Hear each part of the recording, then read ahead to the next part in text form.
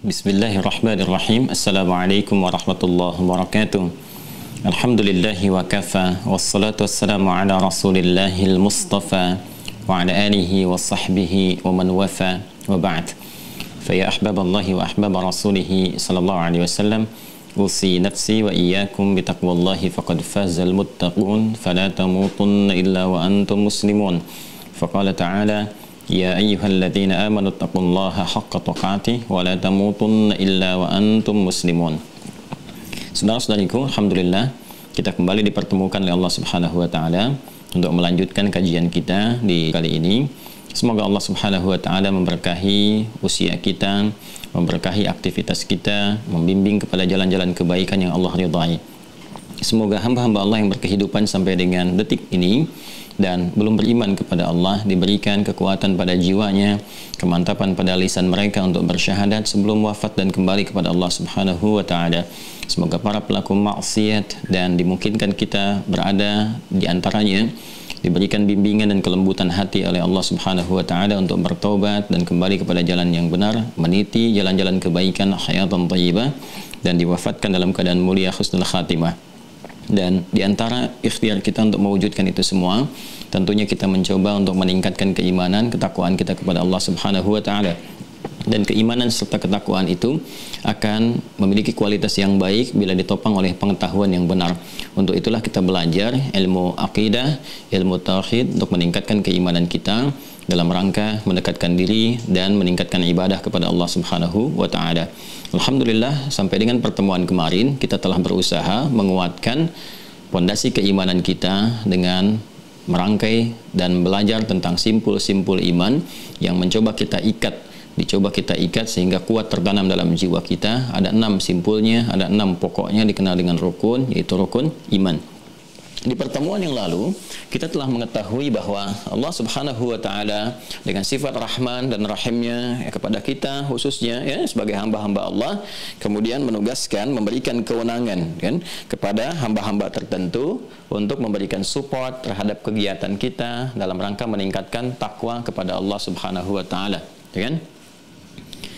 bagaimana caranya meningkatkan takwa ini supaya ketika takwa ditingkatkan kepada Allah, maka Allah berikan pancaran kepada kita, pancaran-pancaran kebaikan berupa cahaya, kan Allah itu nurun ala nur, cahaya di atas cahaya, Allahu waliyul ladzina amanu yukhrijuhum minadh dhulumati ilan nur, dan kata nur itu di Al-Qur'an tidak pernah berbentuk jamak, selalu tunggal, sedangkan lawannya itu zulmun, itu jamak bentuknya zulumat, tunggal dan jamak, banyak gitu.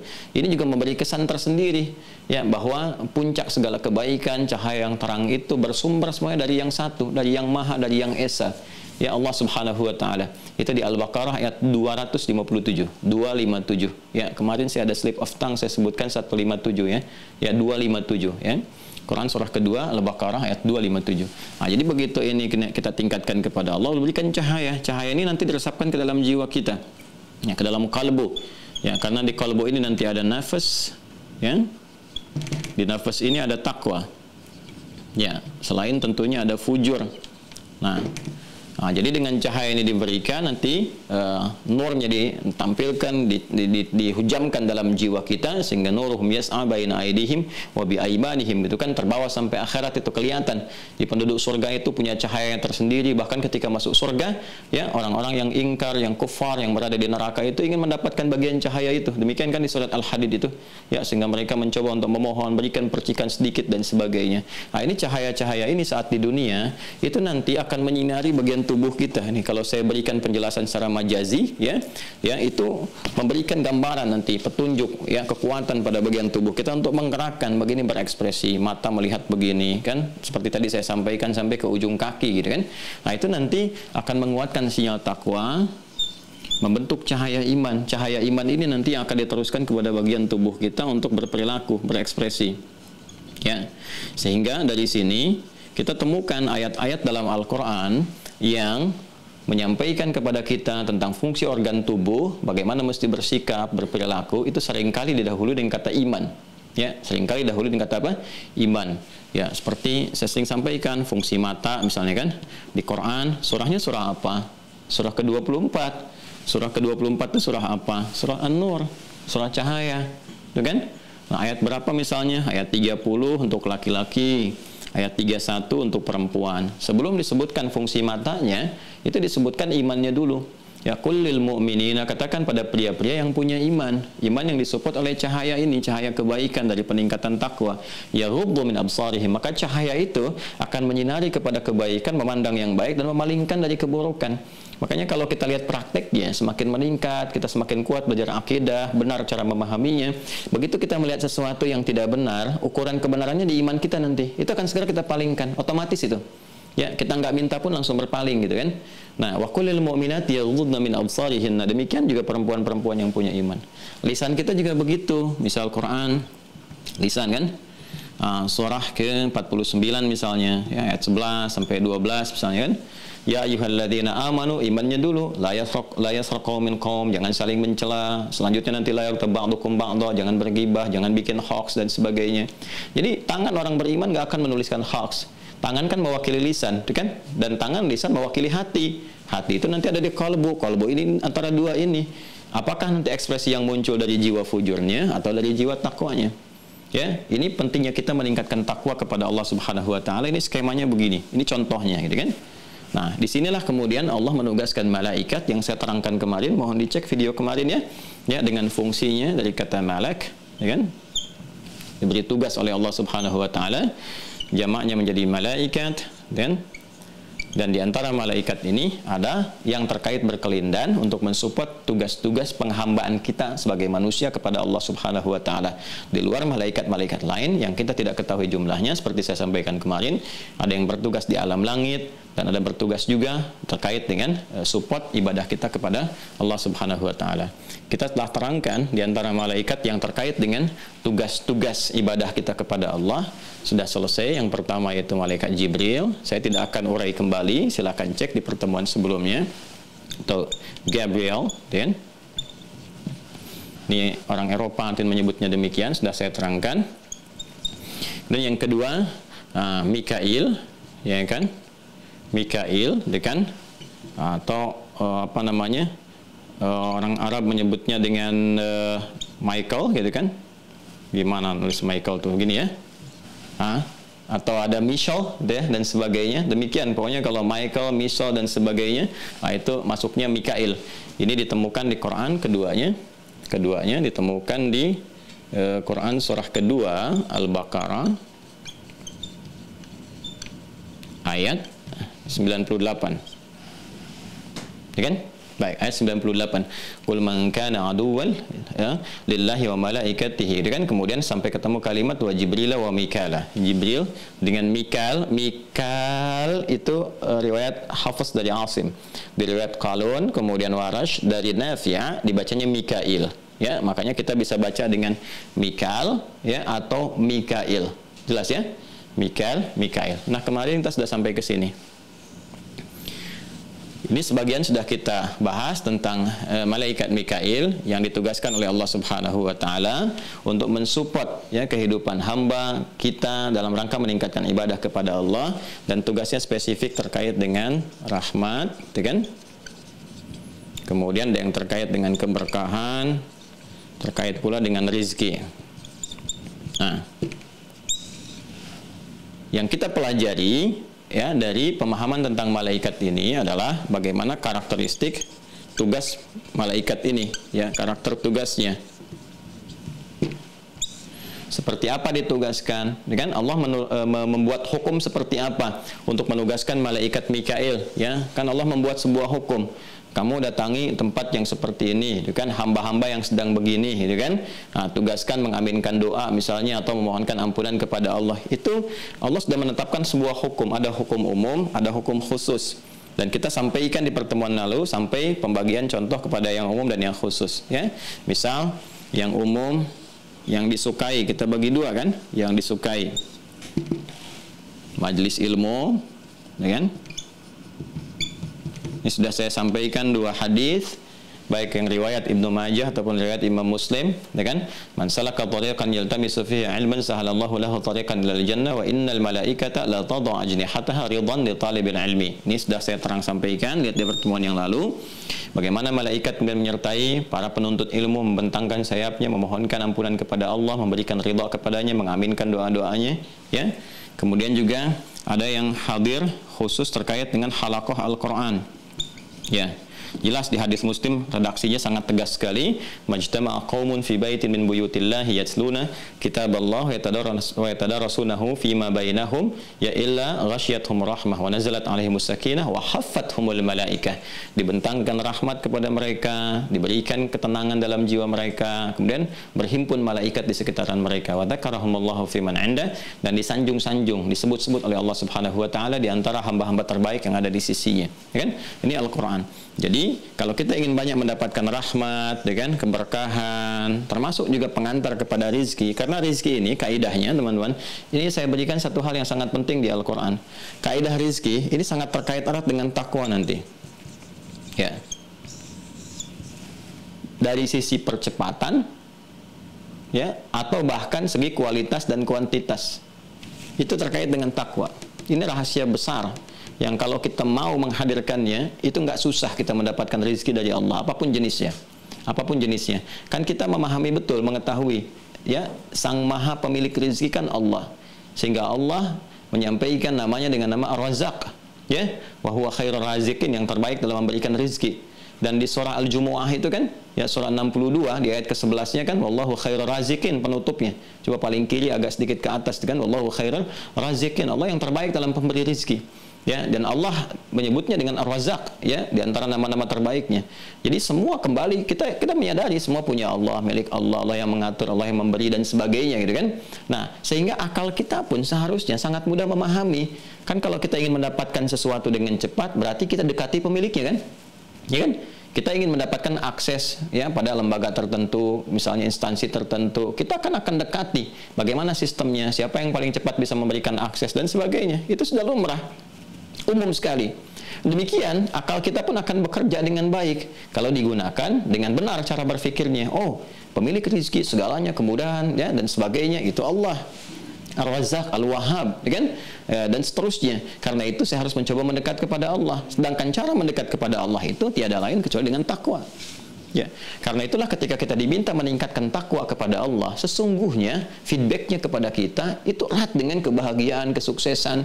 Di balik kebahagiaan, kesuksesan itu nanti ada rizki, ada ketentraman, kedamaian, macam-macam. Yang kalau disingkat disebut dengan falah namanya.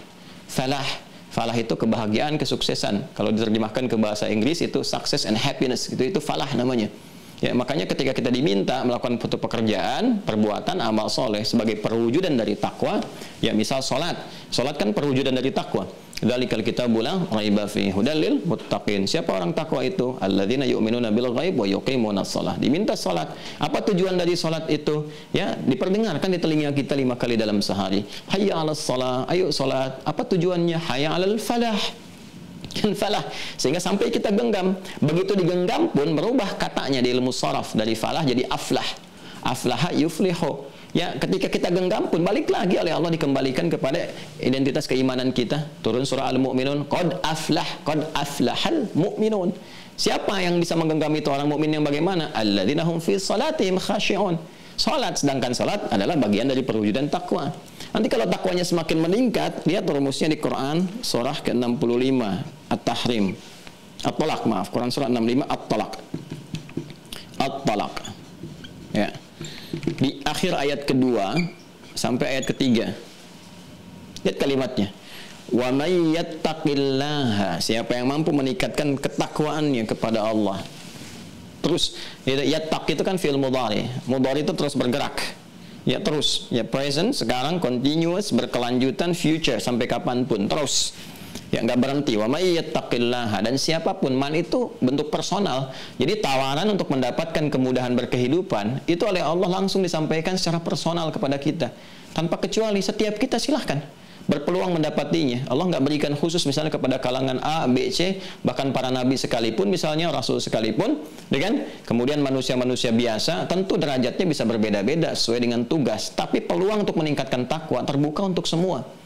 Das ya, wa may yattaqillaha, siapapun yang mampu meningkatkan takwa kepada Allah, yaj'al lahu makhraja, akan diberikan jalan keluar, solusi dari setiap persoalan yang ia alami, dan bentuknya menjadi nakirah. Ya, jadi nakirah, makhraja, nggak pakai alif lam, artinya semua persoalan Allah berikan jalan keluar yang terbaik untuknya. Ya, kemudian wa yarzuqhu min haitsu la yahtasib, diberikan rezeki bahkan dari sisi yang tidak diduga. Lalu diberi contoh tentang kehidupan orang-orang dulu. Bagaimana Sayyidah Maryam alaihissalam meningkatkan takwa, tiba-tiba kemudian rezekinya datang, sampai Nabi Zakaria mengkonfirmasi, qalat ya Maryamu anna laki hadza, qalat huwa min qala ya Maryamu anna laki hadza, qalat huwa min indillah, innallaha yarzuqu man yasha' bighairi hisab. Itu di Ali Imran ayat 37 itu. Ya. Nah, jadi teman-teman sekalian, itu yang menghadirkan siapa? Malaikat rahmat dengan izin Allah, malaikat Mikail. Nah, makanya kita coba hadir ke tempat-tempat yang disukai gitu kan, seperti yang Allah telah tetapkan. Di antaranya apa? Selain majelis ilmu, ini ada Al-Quran. Al-Quran ini paling cepat. Ya, hidupkan di rumah kita ya dengan Al-Quran, seperti hadis riwayat Ibnu Sirin itu. Ya, itu jelas sekali menyampaikan kepada kita petunjuk Nabi SAW bahwa orang-orang yang senang sekali menghidupkan di rumahnya dengan Al-Quran, nanti Allah akan berikan ketentraman, kedamaian, kelapangan, rahmat dan sebagainya. Ini luar biasa gitu ya. Nah, sebaliknya, kemarin kita berhenti di sini. Ada yang tidak disukai, ya kan? Tidak terbiasa malaikat rahmat itu hadir di tempat-tempat demikian, atau karakter-karakter yang melekat pada diri seseorang, ya kan? Apa diantaranya? Nah, ini yang kita akan lengkapi hari ini sampai selesai pembahasan tentang rahmat. Ya. Saya selalu ingatkan begini, ingat baik-baik ya, yang pernah kita ulas di awal tentang pembahasan malaikat. Nanti akan ditanya, saya konfirmasi sampai semua paham gitu kan. Ingat, materi penciptaan malaikat, materi dasarnya apa? Nur kan, cahaya kan? Cahaya kan? Dan selalu identik dengan kebaikan. Sifatnya apa? Takwa kan? Nah, takwa, jelas. Lawan takwa itu kan nafsu, atau nama lainnya fujur, ya kan? Nah, sekarang lihat begini. Takwa itu kan jiwa kebaikan. Yang keluar dari takwa itu pasti yang baik-baik, yang saleh, bahasa Al-Qur'annya saleh, amal saleh, perbuatan yang baik-baik. Ya, dan perbuatan baik ini bukan sekedar dikerjakan, tapi dalam rangka membangun ketaatan kepada Allah. Ya.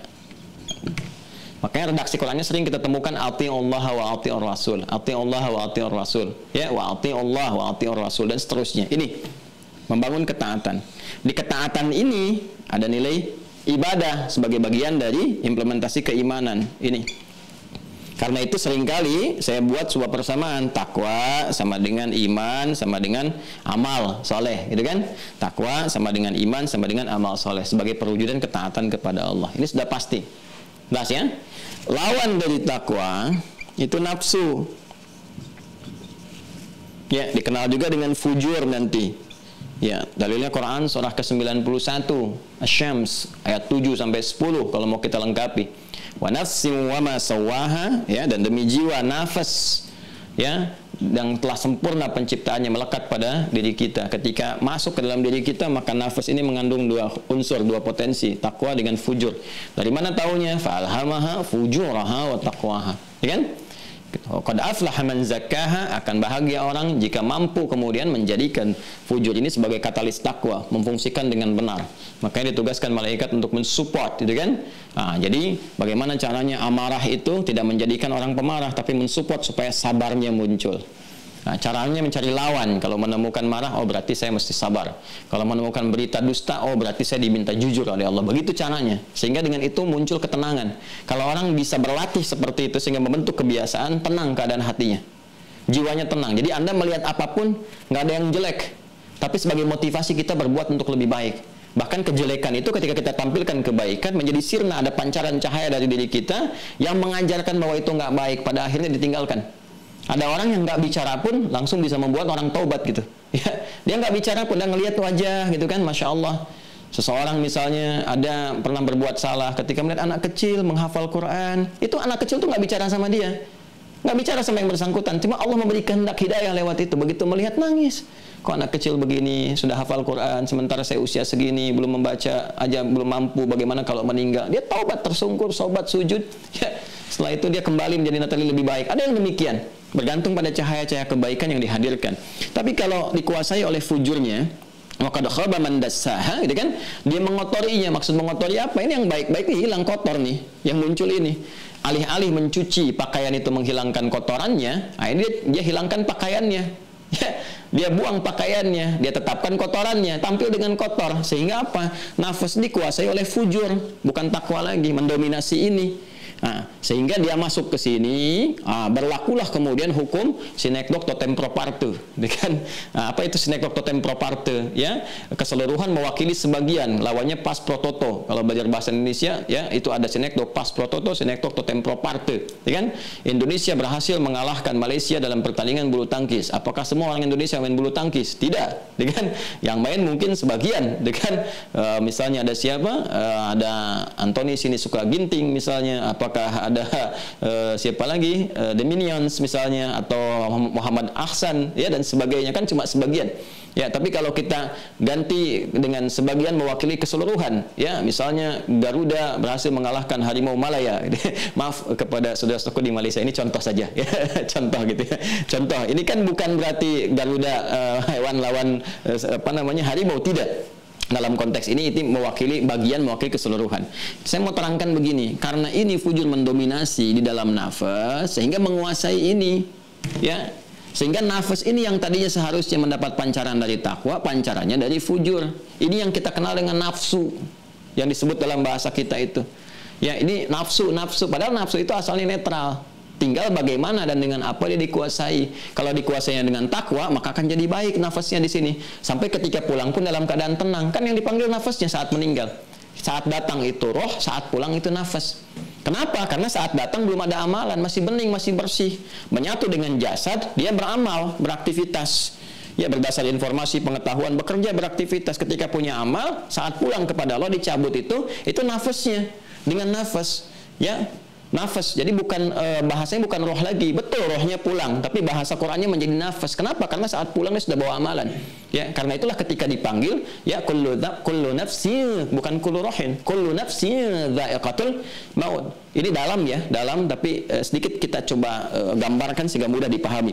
Ya, saat pertama diciptakan wa nafakhtu fihi min rohi, ditiupkan roh. Masih bersih, belum ada amalan, belum apa-apa. Di Quran surah 15 ayat 28, 29 sampai 30. Wa idz qala rabbuka lil malaikati inni khaliqun basharan min salsalin min hama'im masnun. Dengan fa idza sawaituhu wa nafakhtu fihi min ruhi, ditiupkan roh. Ya, begitu sampai ke dalam jiwa jadi nafas. Diserap ke dalam bahasa Indonesia bisa bernafas. Nafas, ya nafas itu dari bahasa Arab, bahasa Al-Qur'an. Begitu sampai jadi nafas, ada roh, bisa bernafas, berkehidupan. Sehingga tanda kehidupan itu terletak pada nafasnya, pada rohnya. Beramal dia dengan dua potensi ini. Begitu pulang, ya, redaksinya berubah jadi nafas. Quran surah ketiga Ali Imran ayat 185. Kullu nafsin dha'iqatul maut. Nafas. Ya, kalau dia pancarannya takwa, bagus pulangnya, ya, bagus pulangnya. Nanti saya bahas ketika membahas malaikat maut lebih dalam lagi. Karena itu disampaikan di Quran surah 89 Al-Fajr ayat 27 sampai 30. Ya ayyatuhan nafsul mutmainnah. Tenang. Kenapa tenang? Nyaman, enak, karena diperlihatkan pahala-pahala kebaikan hasil dari takwanya. Di saat orang sakaratul maut itu akan nampak kebiasaan. Kalau kebiasaan dia itu baca Quran, mengaji, sedekah, baik-baik, semua ditampakkan sehingga dia itu senang melihatnya, senang, enak, gak sadar telah hilang nyawanya, telah tercabut. Ya, seperti mencabut satu rambut yang halus dalam adonan yang sangat halus pula, nggak ada seperti rasa gitu kan. Nah, itu nafas balik. Tapi kalau dikuasai ini, nah ini terkontaminasi, nanti memerintahkan keburukan, karena ini kalau berdiri sendiri jadi buruk nanti. Ada provokasi lawan dari malaikat. Ya, karena itu di Quran surah ke-12 Yusuf, Quran surah ke-12 ayat 53, kan? Di paling kiri sebelah atas di mushaf standar. Quran surah ke-12 Yusuf alaihissalam ayat 53. Sudah? Wa ma ubarni'u nafsi innan nafsa la'ammaratun bisu illa ma rahima rabbi. Ada ya? Baik, wa ma ubarni'u nafsi, aku nggak bisa ya menilai diri sebagai orang suci, kan? Ya, kenapa? Karena ada nafsu di dalamnya. Nafas yang dimaksudkan kalau nafsu itu berdiri sendiri, menguasai bagian jiwanya, maka akan berubah. Inna nafsa sinekdok tempora parte. Sungguh nafsu itu kalau dikuasai oleh fujur, jadi ini yang kesini nih disebutkannya. Kenapa? Karena fujur ini mewarnai semua dalam nafas. Ini nggak berfungsi, gelap ini. Ini yang muncul, maka muncul bahasanya nafas. Ya, inna nafsa menggunakan sinekdok tempora parte, dzikrul kulli yuradu bihil ba'du, disebutkan keseluruhan yang dimaksudkan sebagian. Maksudnya ini nih. Inna nafsa, sungguh nafsu itu yang bersumber dari sini, kan? La ammaratum bisu, memerintahkan kepada keburukan sehingga keluar sifat-sifat buruk, karakter buruk dan sebagainya. Illa ma rahima rabbi, kecuali yang dirahmati oleh Allah. Bagaimana cara mendapatkan rahmat itu? Ini fungsikan. Ikuti support malaikat. Karena itu nanti takwa disebutkan 115 kali dalam Al-Quran, nafsu disebutkan 115 kali dalam Al-Quran. Ya. Nanti malaikat disebutkan 88 kali dalam Al-Quran. Dan lawan dari malaikat yang memprovokasi ini, nafsu, nafas kita, fujur kita, gitu kan, itu disebutkan 88 kali juga. Awas, hati-hati. Ini menunjukkan gejolak yang tidak berhenti. Terjadi pertarungan di dalam diri kita. Ya, yang seharusnya ini digunakan mensupport ini, diprovokasi nih oleh satu makhluk nih.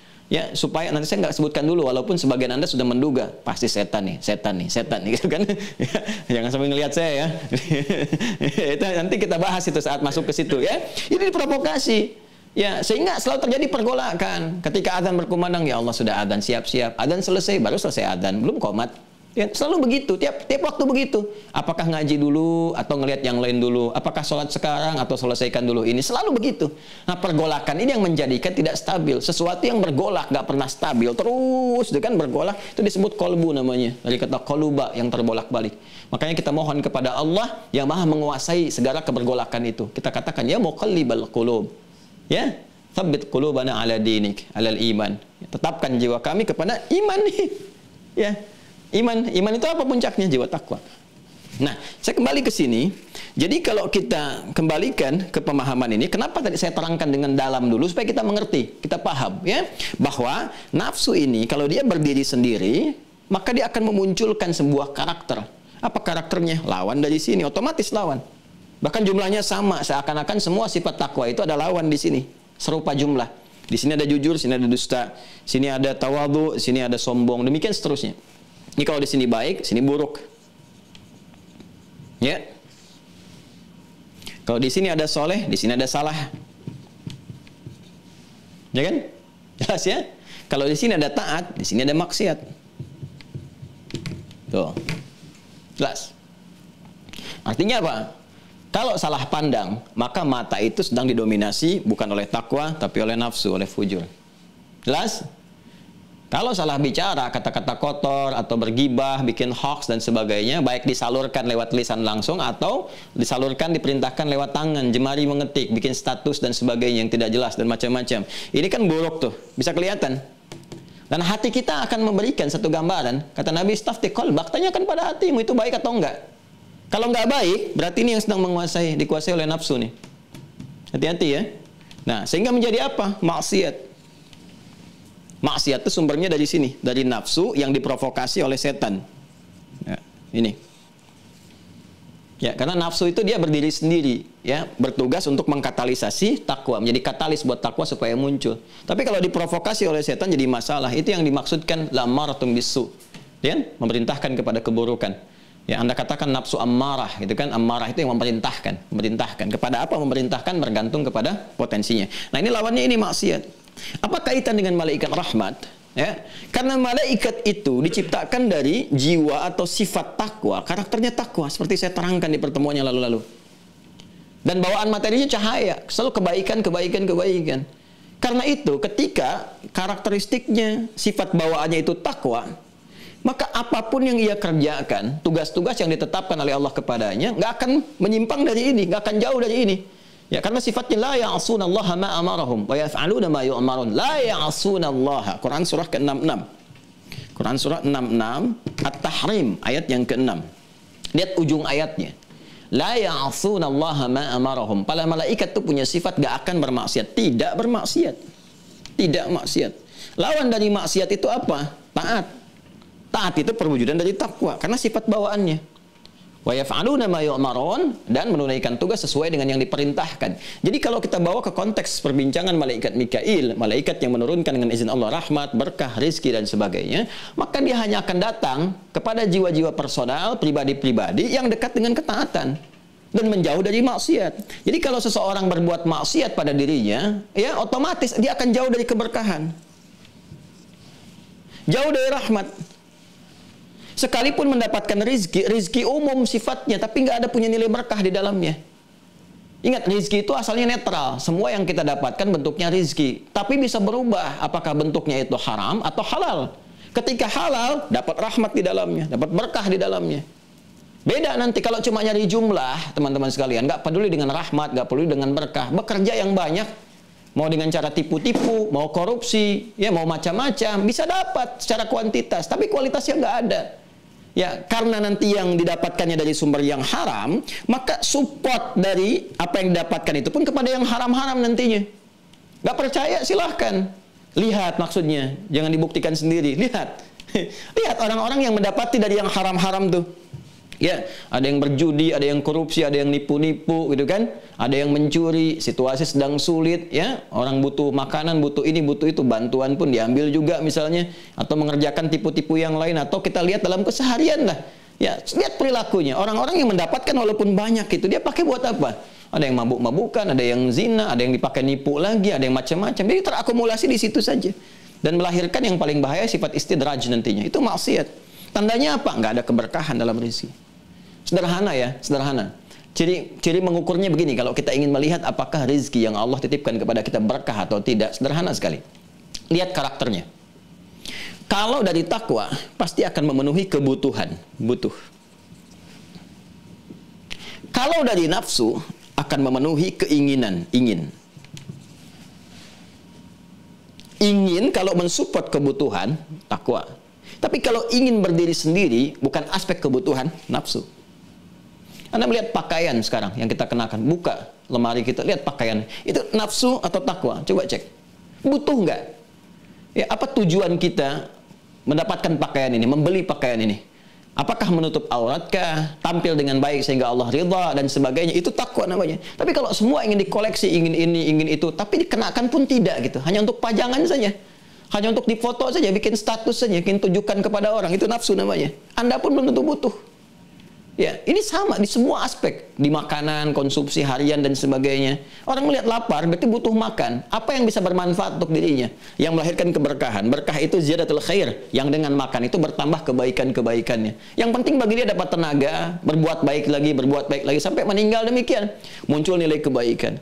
Tapi kalau Anda banyak menginginkan sesuatu, makan ini itu, tapi menghentikan sifat-sifat baik, nggak kuat untuk beraktivitas, nggak nyaman beraktivitas, jadi malas. Ini nafsu namanya. Jelas ya? Nah, ini sederhana gitu. Makanya banyak orang-orang yang minum sedikit, makan sedikit biasa aja, tapi kalau ibadah kok bisa kuat gitu. Ya, ibadah kuat, kerjakan yang baik-baik kuat, olahraga juga kuat. Ya, dan coba lihat bagaimana di masa Rasulullah SAW, masa-masa perjuangan itu. Coba lihat bagaimana keadaan tentang Badar misalnya, tentang Uhud dan sebagainya. Ya, ketika diekspansi, ketika mempertahankan ya baik itu kedaulatan, ya, dan puncaknya keimanan. Ada peristiwa aksi militer itu di perang Badar, bagaimana serangan orang-orang kafir ya, dari Quraisy dari Mekah datang ke Madinah, dipertahankan kedaulatan di sana dan sebagainya. Itu kan sedang apa situasinya? Sedang puasa. Apa tujuan puasa? Meningkatkan takwa, mengendalikan nafsu. Ya, mereka bahkan dalam keadaan nggak makan, nggak minum gitu kan, siang hari itu bisa punya tenaga yang luar biasa. Fatu Makkah itu kejadiannya kapan? Gitu kan? Sedang apa? Rata-rata Ramadan ingin menunjukkan kepada kita bagaimana kualitas keberkahan itu terjadi. Rahmat itu turun. Nah, kaitan dengan malaikat Mikail, karena malaikat ini jiwanya takwa, sifatnya takwa, materinya cahaya, maka dia hanya akan lekat dengan orang-orang yang membangun ketaatan. Sedangkan maksiat menjauh. Walaupun merasa mendapatkan penambahan rizki macam-macam, tapi fungsi malaikat yang membawa ini nggak ada. Ya, nggak sampai kepada kita. Yang ada nanti apa yang disebut dengan istidraj. Sanastadrijuhum min haitsu la ya'lamun wa umli lahum, itu yang paling bahaya. Ya, inna kaidi matin. Baik, kita teruskan. Karena itu, saya ingin sampaikan sebuah kisah sangat populer sekali. Ya, bahkan di Al-Arba'in juga Imam An-Nawawi memasukkannya dalam rangkaian hadis yang kita hafalkan. Baik ya. Ya, saya bacakan hadis sangat populer sekali. Bismillahirrahmanirrahim sampai ke pembahasan kita ini saja. Hadatsana qala Rasulullah sallallahu alaihi wasallam thumma dzakara rajula gitu kan. Dan disebutkan tentang kisah bagaimana Nabi sallallahu alaihi wasallam menyebutkan tentang kisah seorang laki-laki yutilu safara, menempuh satu perjalanan panjang. Ya, safar itu perjalanan panjang yang menjadikan kebolehan untuk mengqasar. Ya, jadi nanti beda orang Arab ketika mengatakan ana azhab ila kadza wa ana usafir ila kadza. Saya ingin pergi ke sini dengan saya bepergian jauh. Kalau safar itu bepergian jauh. Ya, safara yusafiru, orangnya disebut dengan musafir. Jadi musafir itu asalnya bukan peminta-minta. Musafir itu orang yang dalam perjalanan jauh. Ya, ketika kehabisan bekal dalam perjalanan, ya dalam keadaan tertentu, maka disebut ibnu sabil namanya, anak yang kehilangan bekal di jalan, kan? Seakan-akan kehilangan satu support kepada dirinya, ibnu sabil, maka boleh disupport lewat apa? Lewat zakat, termasuk infak. Kalau zakat nanti ada di Quran surah 9 At-Taubah ayat ke-60, ya innamas shadaqatu lil fuqara wal masakin wal 'amilina 'alaiha wal mu'allafati qulubuhum wa fir riqab wal gharimin wa fi sabilillah wa ibnis sabil. Kalau infak ada di Quran surah kedua Al-Baqarah ayat 215. Yas'alunaka madza yunfiqun qul ma anfaqtum min khairin falil walidaini wal aqrabin wal yatama wal masakin wa ibnis sabil. Boleh kita support ya. Tapi musafir asalnya orang yang berperjalanan jauh. Orang ini disebutkan oleh Nabi sallallahu alaihi wasallam dia menempuh perjalanan jauh. Perjalanan jauh kalau ditujukan untuk membangun ketaatan. Ya, itu Masya Allah keberkahannya banyak. Doa dikabulkan karena mau taat nih. Ya, Allah sangat mencintai gitu kan. Ya, orang-orang mau jalan-jalan pergi jauh. Kan ada di antara mereka yang hanya ingin sekedar menikmati keduniaan. Apakah salah? Tidak. Salah sih enggak, cuma netral, artinya enggak ada pahalanya gitu. Makanya Nabi mensupport kalau pengen jalan-jalan sekalipun ke tempat terjauh, cari yang bisa menguatkan iman, kan? Menguatkan iman atau menambah pengetahuan. Ya, jadi konsepnya dua di Al-Quran itu. Yang menguatkan iman atau menambah pengetahuan. Yang menguatkan iman, contoh Nabi contohkan 3 tempat. La tasyuddur rihal, ya kan? Jangan kamu kuatkan keinginan untuk berihlah, ya, menempuh jalan-jalan dan sebagainya. Illa li thalathatin, kecuali kepada 3 tempat kata Nabi. Ini contoh 3 ini. Ya, satu Al-Masjidil Haram, wa Masjidi Hadza, Masjid Nabawi, gitu kan? Kemudian Masjidil Aqsa.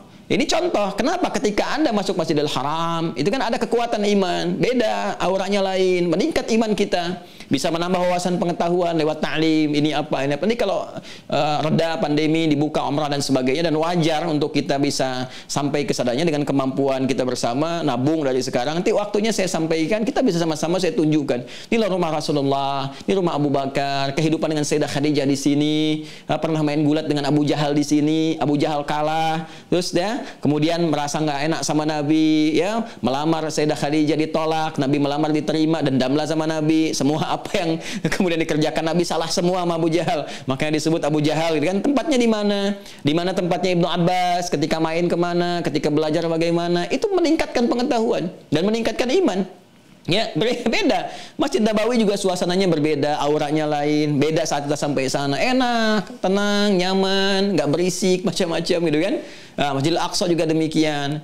Nanti kalau nggak sanggup ke sana, cari yang mendekati itu. Ya, kita lihat-lihat tempat-tempat yang meningkatkan kebaikan-kebaikan. Ini jejak-jejak Islam ya di Indonesia sekarang, di Nusantara dulu itu tinggi sekali. Jejak Islam di Nusantara luar biasa. Pergi ke Aceh, kita mengenal bagaimana Allah memberikan tanda lewat peristiwa misalnya. Ya, lewat tsunami itu kan Masya Allah gitu kan. Itu musibah dan kita mensupport saudara-saudari kita, kita mencintai teman-teman kita, keluarga kita yang di Aceh semuanya. Ya, dan di balik itu semua ada hikmah-hikmah besar. Kita belajar ke sana. Bagaimana kapal bisa terampung. Ya, ada rumah yang bertahan, ada masjid yang demikian ditampakkan sebagai itu meningkatkan kebaikan. Datang, kunjungi, bangun silaturahim, bangun kekuatan, persaudaraan, persatuan Indonesia, ya, kekuatan iman, saling membangun silaturahim dan sebagainya. Ya, Masya Allah, salam hormat keluargaku yang di Aceh dan sebagainya. Saya mencintai Anda semua karena Allah. Ya, demikian.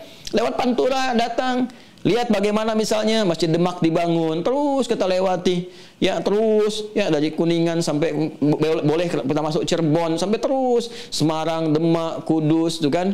Kemudian dari Kudus nanti masuk Pati ke Rembang, Rembang ke Lasem, banyak macam-macam di situ sampai terus ke Tuban dan sebagainya. Banyak sekali jejak-jejak peninggalan sejarah yang bisa kita pelajari. Ya, saya dulu sering suka lihat itu kan. Terus lihat sampai saya hitung betul tuh. Ya, waktu ke apa namanya? Sunan Bonang itu petilasannya kenapa di atas. Naik ke atas sampai saya hitung berapa anak tangganya. Ya, kemudian siapa penjaganya Pak Abdul Wahid, ternyata dijelaskan ngobrol gini-gini kita lihat. kita petakan, dan kita lihat, oh ternyata mereka semua mempelajari sejarah Nabi bagaimana ketika awal mula dakwah, itu di copy paste, diterapkan. Kenapa ngambil puncak ini, kenapa bawahnya tepian pantai ke lautan, untuk mengamati masyarakat seperti apa, terus memohon kepada Allah gitu kan, bagaimana minta petunjuk kepada Allah supaya bisa membenahi masyarakat dan sebagainya. Itu yang disebut pasujudan itu. Jadi bukan untuk dikultuskan, untuk dipelajari, dilihat dan sebagainya. Ya, kuburannya kan bukan di situ. Itu menarik kisahnya gitu. Itu Masya Allah gitu. Kemudian kita gali dan sebagainya, kita dapatkan banyak hal. Itu tempat meningkatkan keimanan, ketakwaan. Nah, Nabi menyebutkan kembali ke hadis tadi, "Tsumma dzakara rajula", disebutkan yutidus safara, dia menempuh perjalanan panjang untuk membangun ketaatan. Kalau perjalanan dibangun untuk ketaatan di situ, itu dapat pahala. Dapat pahala. Ya, masih ingat guru-guru kita menyampaikan ketika mau pergi umrah, pergi haji, titip doa ya, di perjalanan ya banyakin zikir ya, doanya mustajab ya. Itu keterangan Nabi langsung. Ya. Nah, yang menarik apa? Setelah itu apa yang terjadi? Ya, as'atha aghbara, sampai dia itu tertutupi oleh debu gitu kan. Ini tanda dia berjalan jauh dengan serius, ya. Sehingga kata orang orang India gitu kan, the kill of the kumal gitu kan. Jadi pakaiannya terkena debu-debu, ini di wajahnya juga kena debu. Nah, itu dalam upaya untuk menempuh jalan yang terbaik, ya, mendapatkan sesuatu. Penuntut ilmu juga begitu, jangan salah. Anda mendatangi majlis ilmu, ya, kemudian keringatan, ya, di jalan macam-macam, itu dapat pahala itu. Hadisnya jelas yang saya sampaikan kemarin, man salaka tariqan yaltamisu fihi ilma sahalallahu lahu tariqan ilal jannah. Itu perjuangannya itu dinilai. Bahkan Allah memberikan apresiasi tinggi. Kalau benar dia wafat, itu jihad fi sabilillah. Ya, dalam konteks syahidul akhirah. Syahidul akhirah, syahid dalam ketentuan akhirat, walaupun dikuburkan seperti biasa, disolatkan dalam konteks seperti manusia pada umumnya. Kemudian apa yang terjadi? Yamuddu yadayhi ilas sama, dia mengangkat tangannya ke langit. Begini yang saya ajarkan kemarin tuh. Jadi yang pertama dia menempuh perjalanan panjang, itu doa cepat terkabulkan. Ingat ya, dalam safar doa cepat terkabulkan. Yang kedua mengangkat tangan, ini pun cepat terkabulkan, 2 kali lipat kan. Yang ketiga, fayaqulu ya Rabb ya Rabb. Dia berkata ya Rabb ya Rabb, menyebut al-asmaul husna dengan sifat rububiyah. 3 ini dia kerjakan, seharusnya menjadikan jawaban itu dari doa terkabul 3 kali lebih cepat dibanding orang biasa.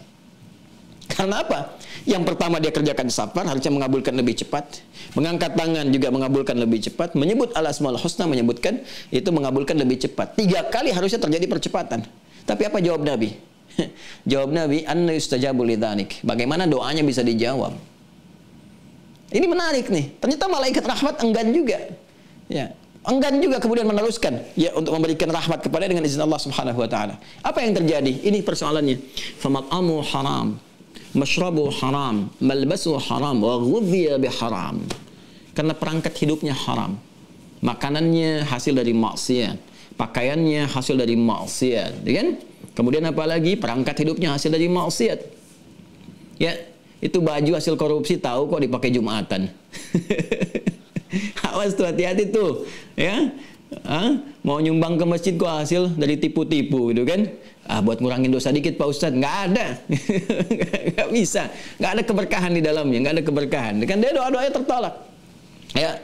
Walaupun sholat memenuhi rukun, ya, syarat, sah sholatnya, tapi nggak dapat keberkahannya. Kalau untuk masalah sah secara fikih, memenuhi rukun, syarat, sah, tapi diterima atau tidak, ini kembali kepada hukum-hukum Allah. Apa yang terjadi? Haram, semua haram. Malaikat gak turunkan itu. Makanya gak ada keberkahan. Walaupun orang dapat harta miliaran, rumah banyak, aset banyak, gak ada berkahnya. Ya karakternya gitu-gitu aja. Akhirnya gak ada support cahaya dalam jiwanya. Ya tetap nipu. Diingatkan aja susah. Diingatkan susah. Dikasih tahu malah kemudian nekat menunjukkan. Tampil lebih sombong lagi. Itu kalau lebih terakumulasi. Lebih kuat lagi. Nah, ini teoritis ya. Teoritis. Kalau kita ingin lihat praktek ya tinggal kita saksikan dalam kehidupan. Kalau ada yang begitu kita doakan. Ya, jangan disimpulkan, oh ini pasti si Fulan nih. Bukan.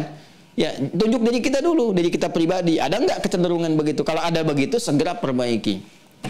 Bagaimana sekatnya bertaubat? Ya, taubat tuh. Taubat sama Allah, minta petunjuk untuk dipecahkan tuh. Ya, pecahkan sekat-sekat itu. Sebab ketika berbuat satu maksiat, kata Nabi, naktah sauda di hadis Muslim. Ada kotoran hitam. Ya, kalau setiap kotor nutup. Ya. Saya ilustrasikan supaya gampang ya, supaya mudah. Mas minta izin tolong yang gelas itu, ya.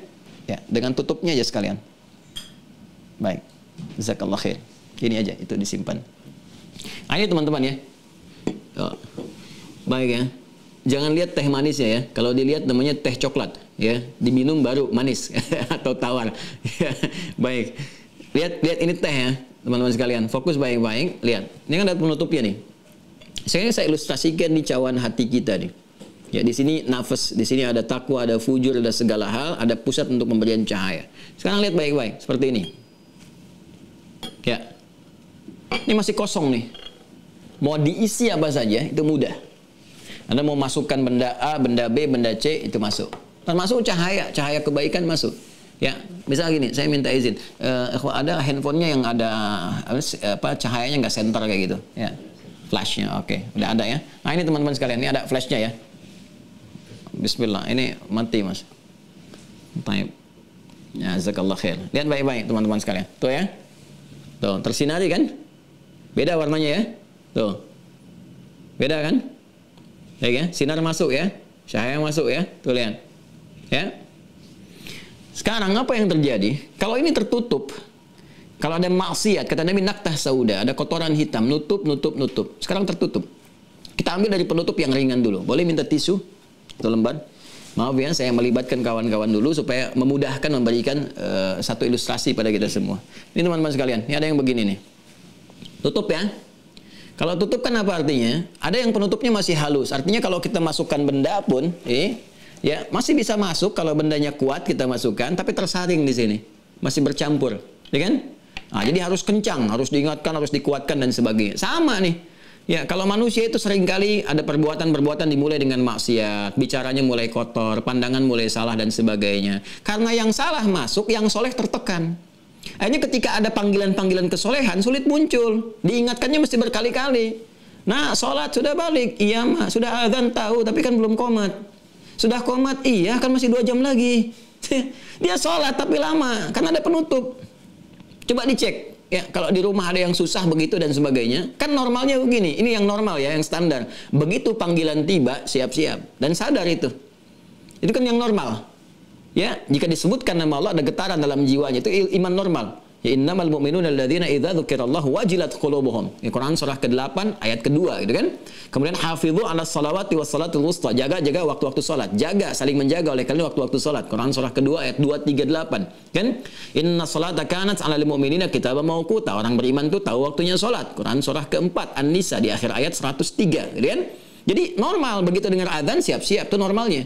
Tapi kalau ada tetesan-tetesan hitam nutup, walaupun masih halus, ini agak lama, agak jeda gitu kan. Nah, maka coba dicek di keluarga dulu, ya, cek di keluarga. Begitu adzan lihat nih, lihat identifikasi satu-satu apa nih.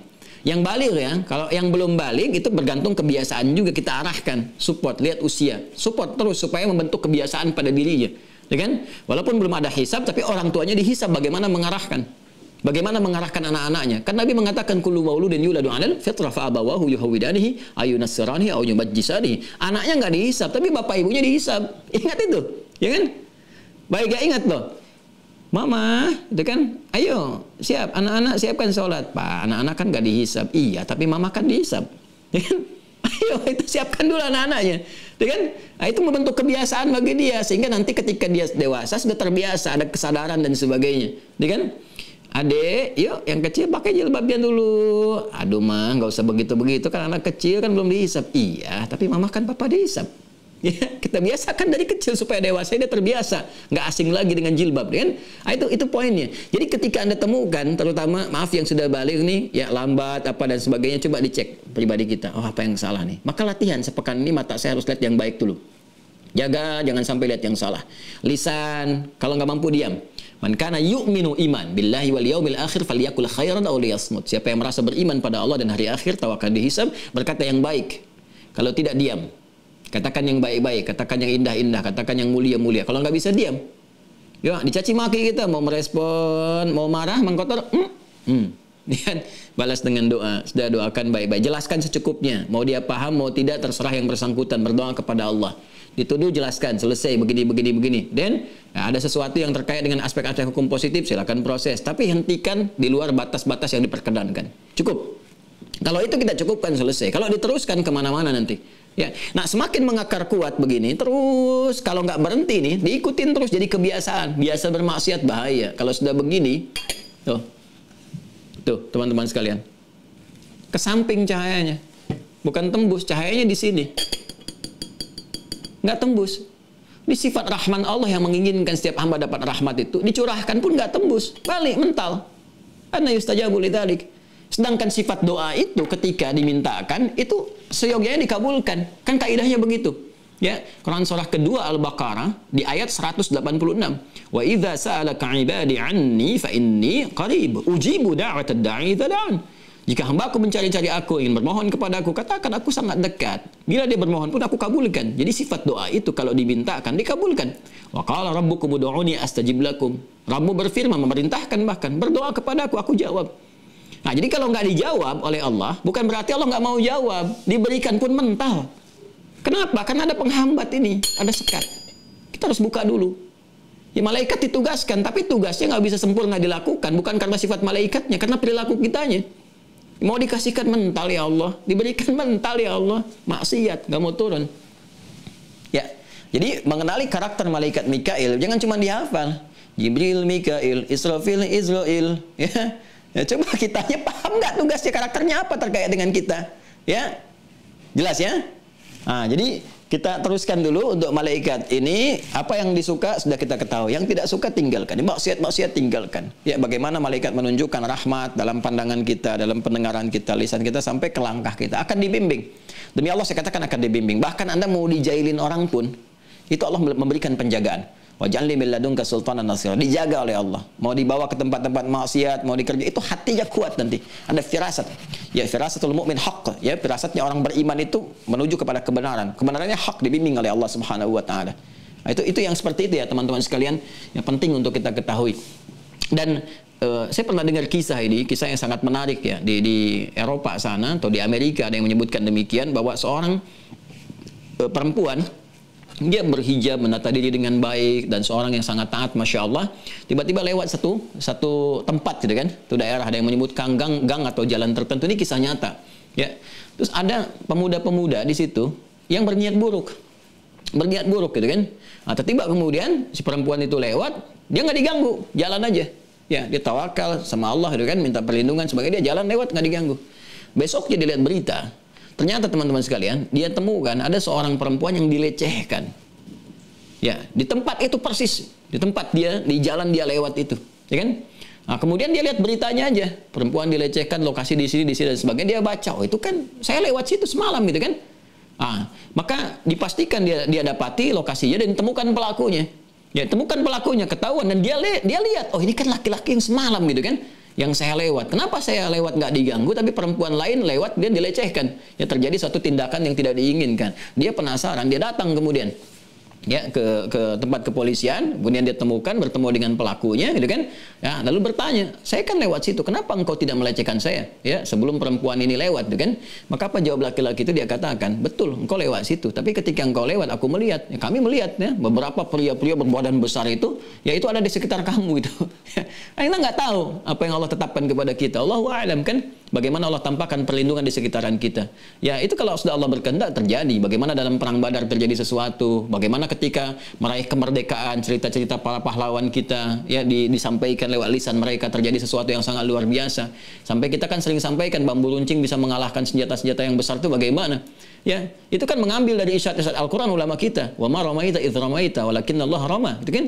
Dan bukanlah engkau yang melemparkan ketika itu kemudian dikeluarkan, kau berikhtiar aja. Nanti Allah yang memberikan hasilnya. Makanya begitu semua terjadi, semua ya bapak-bapak, ibu-ibu kita dan kemudian para pendiri negeri ini bersepakat dengan dorongan para ulama mengatakan di preambul Undang-Undang Dasar, atas berkat rahmat Allah Subhanahu wa taala. Baca pembuka Undang-Undang Dasar. Undang-Undang Dasar ya Negara Republik Indonesia tahun 1945, pembukaan, bahwa sesungguhnya, dan seterusnya sampai ke preambul alinea keempat itu kan ya, sampai kita temukan kalimat atas berkat rahmat Allah yang Maha Kuasa, dan dengan didorongkan oleh keinginan luhur. Berkat rahmat Allah diakui. Ya, bagaimana rahmat berkat itu diturunkan? Ya, malaikat ditugaskan oleh Allah. Siapa malaikatnya? Malaikat Mikail. Ya, makanya ketika Bung Karno, ini sejarah ya, awas hati-hati nih, kita harus mengerti betul, ini sejarah sekali. Ketika Bung Karno konsultasi, ya untuk hari proklamasi kemerdekaan, waktunya kapan, jamnya bagaimana, datangnya kepada siapa? Ya, Habib Ali Kuitang. Ya, kepada Habib Ali datang beliau konsultasi. Ini nggak pernah diungkap gitu kan. Udah harinya hari Jumat, Ramadan, hari Jumat, jam 10 pagi. Tempat di mana? Datang Syekh Faraj bin Marta. Ini wakafkan rumah beliau. Jalan Pegangsaan Timur nomor 56. Itu punya Syekh Faraj bin Marta. Ini orang Islam tuh. Ya, cinta Indonesia, keturunan dari Yaman datang itu kan. Koleganya masih ada sampai saat ini, sampai mendapatkan penghargaan. Diketik tuh dari pemerintah memberikan penghargaan kepada beliau. Itu Syekh Farad bin Marta tuh luar biasa, dermawan luar biasa, muslim yang taat tuh kan, sampai juga memfasilitasi Bung Karno dengan kendaraannya. Itu kan ke Bogor, yang main-main ke Bogor asalnya kan ke tempat beliau juga, difasilitasi juga itu.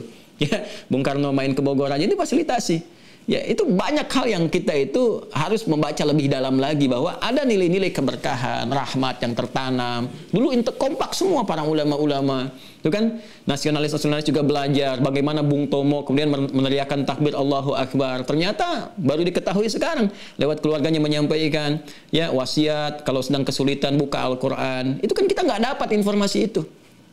Ya, saya ketika mendapati hibah dari kursi keluarga beliau, kan, ahli waris beliau, itu sepucuk suratnya Masya Allah gitu, luar biasa. Ya, baru kita duduk terdiam, neteskan air mata bagaimana mereka mendekati Allah. Ya, sebelum mereka mendekati rakyatnya, sebelum mereka kemudian berjuang dan sebagainya. Makanya saya sarankan ya, pejabat-pejabat sekarang yang mengisi kemerdekaan, ini merah putih ini selalu saya tampilkan ini ya. Karena perjuangan para pahlawan kita itu sudah berkorban dengan darah mereka yang merah. Ya, ditutup dengan kafan ketika kembali kepada Allah yang putih. Ya, jadi kita jangan pernah mengisi kemerdekaan itu dan mengkhianati perjuangan mereka. Bagi kita orang beriman, tingkatkan iman dengan cara mengisi kemerdekaan. Ya, bagaimana caranya tingkatkan iman? Rajin ibadah supaya berkah negeri ini, baldatun thayyibatun, rabbun ghafur, Allah ridha. Makanya sekarang yuk orang Islam tingkatkan sholat yang betul supaya terbebas dari perbuatan keji dan mungkar, nggak korupsi, nggak nyuri, nggak nyogok, nggak macam-macam. Ulama bikin fatwa yang bagus-bagus. Hargai perjuangan orang-orang dulu. Ada di undang-undang kita gitu kan. Nah, jadi itu cara berislam yang baik, dan ini cara bernegara yang baik, dan gak akan bertentangan. Orang-orang yang selalu mempertentangkan negara dengan Islam, negara dengan agama tertentu, itu orang-orang yang gak kenal sejarah. Hati-hati itu.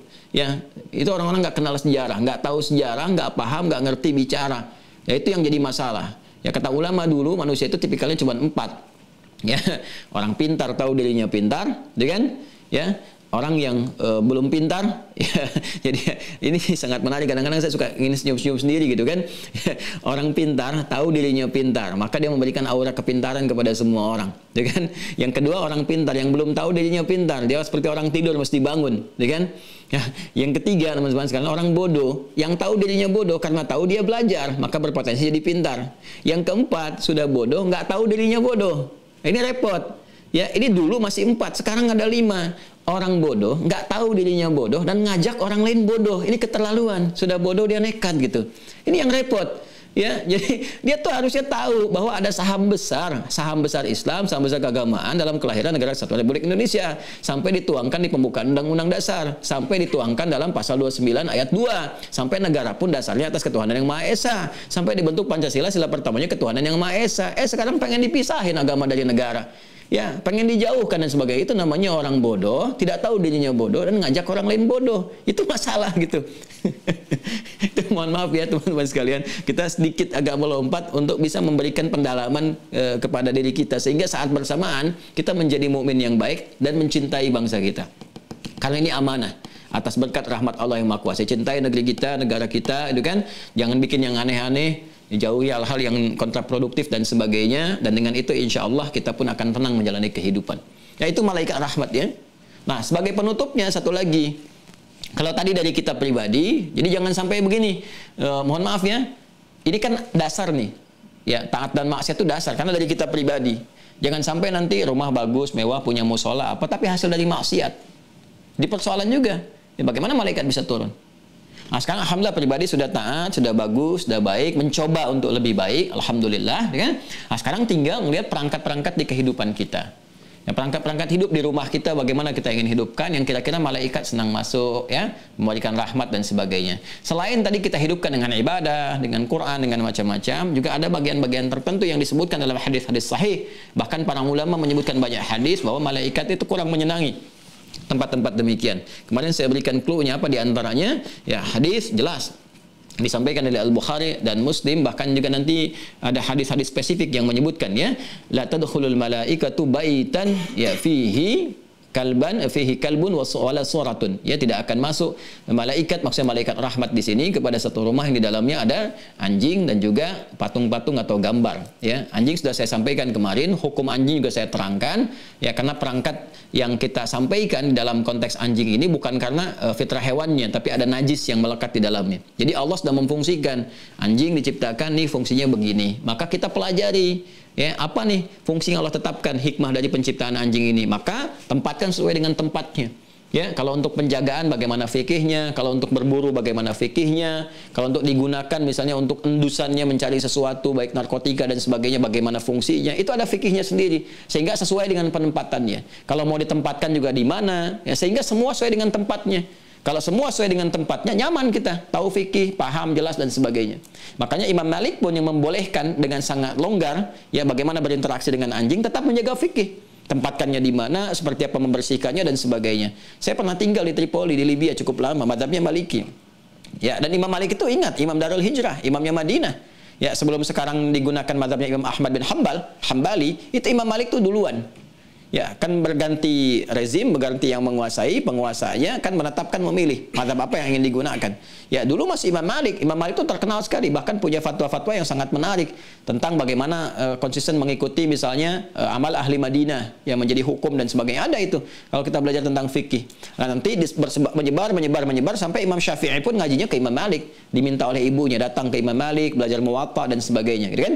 Nah, kemudian bergerak bersamaan dengan waktu menyebar sampai banyak di Afrika Utara, ya sampai di Eropa yang berbatasan dengan Afrika, ya kan? Ya, kalau kita lihat misalnya dari Mesir, Mesir kebanyakan masih Syafi'i karena Imam Syafi'i wafat di sana. Kemudian nyebrang ke Libya, Libya sudah Maliki. Ya, Tunisia Maliki. Nanti Aljazair nyebrang Spanyol, di Spanyol tuh Maliki.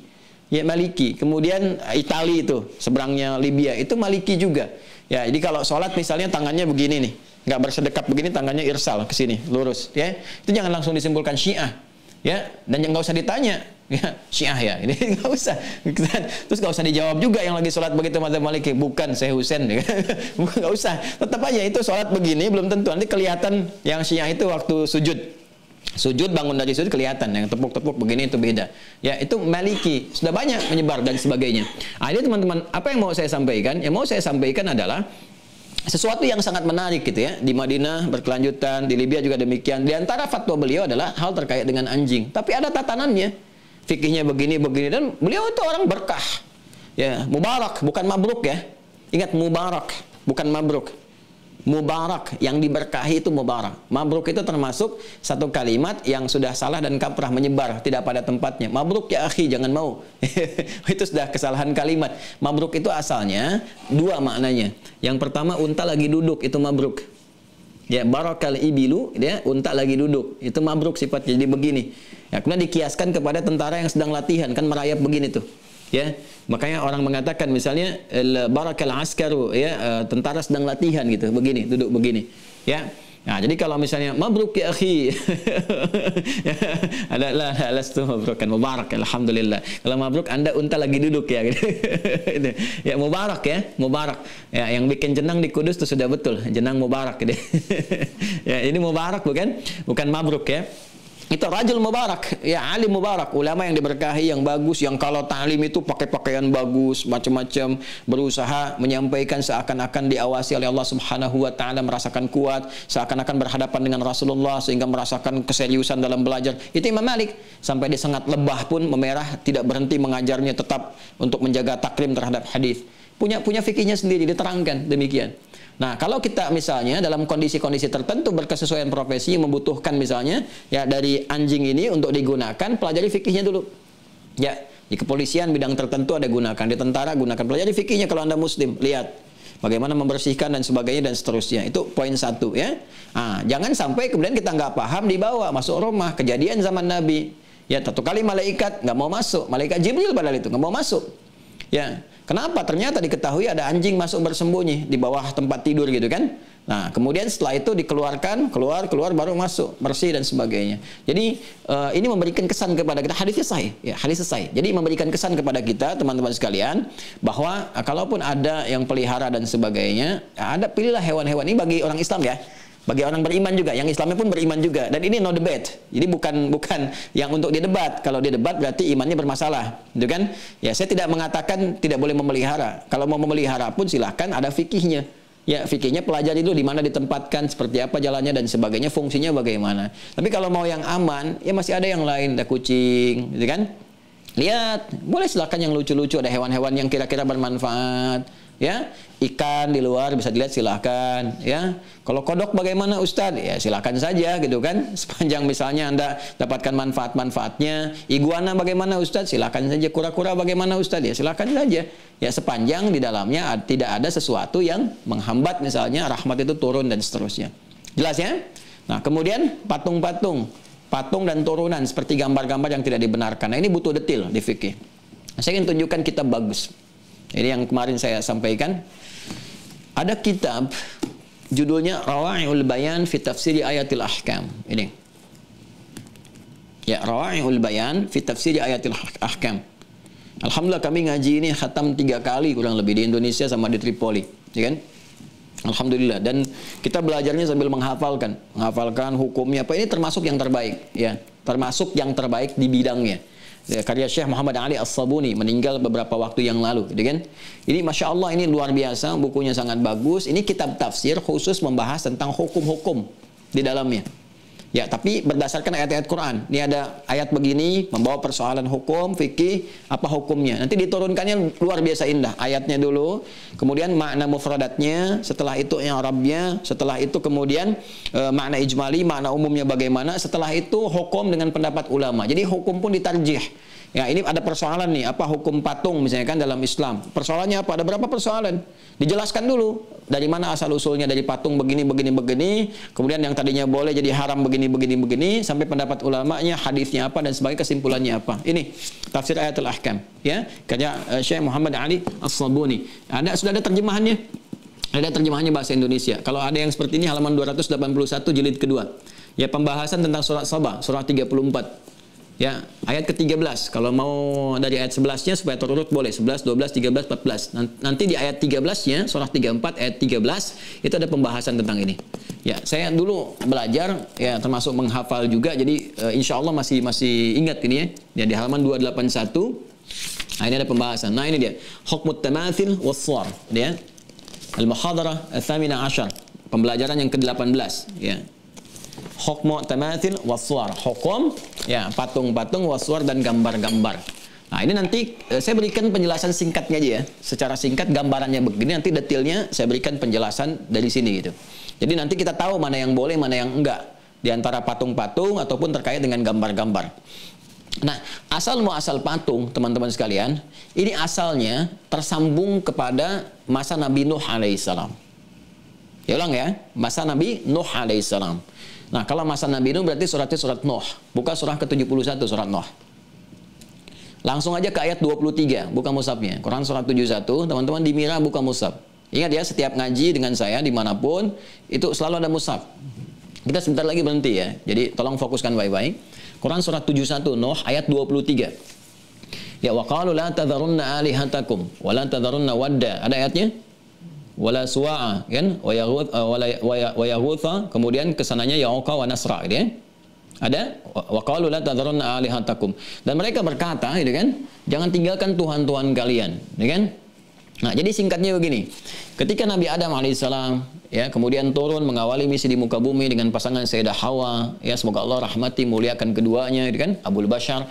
Setelah itu apa yang terjadi? Berkehidupan kan, kemudian lahir keturunan-keturunan ya, yang di An-Nisa ayat 1 itu, ya ayuhan nasu taqu rabbakumul ladzi khalaqakum min nafsin wahidah, Adam, wa khalaqa minha zawjaha Hawa, wa khalaqa minha zawjaha Hawa, wa batha minhuma rijalan katsiran wa nisaa. Keturunan menyebar, keturunan itu menyebar sampai nanti bersuku-suku, bertempat-tempat berbeda-beda. Ya, pindah surahnya ke surah 49 Al-Hujurat ayat 13. Saya cepat ya.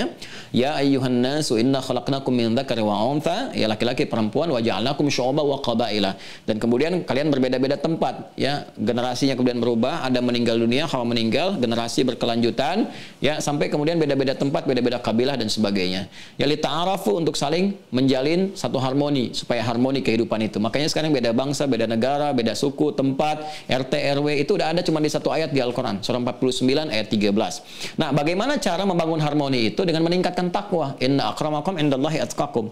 Begitu takwanya itu muncul, kebaikan-kebaikan datang, karena takwa itu sumber kebaikan kita. Sumber kebaikan kita seperti saya terangkan. Nah, untuk mensupport itu semua, Allah kemudian menugaskan rasul-rasul. Ya, dikirim rasul-rasul sepeninggal Adam alaihissalam, diutus supaya manusia nggak menyimpang, ya. Maka dijaga itu semua dengan rahmannya Allah. Kalau nggak rahman, nggak akan diutus rasul. Nanti saat masuk bagian keempat, simpul yang keempat dari keimanan, kita pelajari itu. Singkatnya, rasul pertama diutus Nabi Nuh alaihissalam. Ya, nah dalam masa Nabi Nuh ini diutus, sebelum Nabi Nuh diutus diangkat menjadi rasul, terjadi suasana. Jadi ada orang-orang saleh sepeninggal Adam itu alaihissalam, ada 5 orang saleh. 5 orang saleh ini disebutkan langsung di Quran surah Nuh itu di ayat 23. Ya, wa qalu la tadharunna alihatakum wa la tadharunna wadda, kan? Ada namanya wadda. Wadda. Ya, kemudian ini saya alifnya hilangkan karena nasab, tapi nggak apa-apa saya sebutkan saja. Kemudian ada Suwa. Ya, kemudian Yaghuth, Ya'uq dan Nasra. Nah, ini kan pakai sin ya. Ini kalau kita nasabkan pakai fathah semua, wadda wala suwa'a wala yaghutha wa ya'uqa wa nasra. Ini saya rafa'kan kecuali yang ini untuk memudahkan. Ini ada 5. Jadi ada 5 orang saleh nih, keturunan Adam alaihissalam terus bergenerasi ya saat nanti pas sebelum eranya Nabi Nuh alaihissalam, ini orang-orang saleh, orang-orang baik dan sebagainya meninggal. Ya, wafat nih 5-5-nya, meninggal dunia. Nah, masyarakat merasa kehilangan. Karena merasa kehilangan ingin ingin mengenang kesolehannya. Jadi kalau melihat nanti ya, kenangan dari itu memunculkan lagi semangat untuk soleh lagi dan sebagainya. Akhirnya dibuat patung. Asalnya begini, dibuat patung. Ya. Dibikin patung di sini. Nanti di kitab ini disebutkan. Ya, saya tampilkan supaya lebih cepat. Dibikinkan patung. Asalnya patung itu in memoriam. Ya, untuk mengingat, ya, jadi kenangan dan sebagainya. Jadi terinspirasi lagi, oh ini yang suka ibadahnya begini, ini yang suka wadain begini, suwa begini, yawuth begini, ya'uq begini. Ayo kita mendekat kepada Allah, terinspirasi. Lama-lama ngelihat, lewat, kayak merhatikan ya. Lama-lama, kayaknya ngasih keberkahan ya, patung ini dan sebagainya. Lama-lama disembah juga. Jadilah Tuhan sesembahan. Ini asalnya, asal mulanya, patung-patung dibuat yang bergeser asalnya dari hanya untuk kenangan, mengingat dan sebagainya, muncul kekaguman, dari kagum muncul perasaan, kan gitu kan? Ya, dari mata turun ke hati kan, dari melihat muncul kagum, muncul perasaan, terus dikelola oleh nafsu, nafsu diprovokasi setan, muncullah pengkultusan, dari pengkultusan muncul penyembahan, jadi Tuhan patung-patung ini. Asalnya demikian. Jelas ya? Jadi ini asalnya nanti menyebar nih ke wilayah-wilayah banyak sampai Nabi Nuh diutus. Nabi Nuh diutus untuk meluruskan. Bukan, itu bukan Tuhan. Ya, dijelaskan lagi oleh beliau dan sebagainya sampai diancam-ancam. Nuh, kalau nggak berhenti kami lempari kamu dan sebagainya. Kalian nanti kalau bersikap seperti ini membuat Tuhan yang hak Allah Subhanahu wa taala akan murka, nurunkan azab, nantang sekalian. Ya, turunin aja azabnya. Apa bentuknya? Mau air, mau hujan, mau bah, mau macam-macam silahkan. Ya, maka ketika sulit diingatkan, ya ratusan tahun berdakwah dan sebagainya nggak henti-henti. Kan manusia dari dulu kan semakin tinggi, semakin banyak usianya. Ya, kalau semakin pendek, ya, terus semakin sedikit usia, itu tanda dunia akan berakhir. Ya, akan mendekat kepada kiamat. Oh, berarti Ustaz kalau ada orang yang paling pendek, itu tanda kiamat akan tiba. Ya, kita belum tahu juga. Jangan melihat kepada waktu, tapi lihat kepada diri kita persiapannya apa. Wasyarallahu amalakum, kan? Lihat amalan kita. Nah, jadi kesini teman-teman, ini asalnya begini. Akhirnya terancam dan sebagainya. Mereka mengancam juga, gitu kan? Kemudian mereka menantang azab, singkatnya muncul air bah, menyebar semuanya, gitu kan? Habis keseluruhan, kemudian Nabi Nuh alaihissalam berdakwah kembali, keturunan dari beliau kemudian menyebar dan sebagainya. Kita tahu nanti kalau mau diperjelas lebih dalam lagi, detail di episode yang berbeda. Singkatnya menyebar ke belahan-belahan dunia dan sebagainya. Ternyata kisah ini belum berhenti. Kisah ini belum berhenti.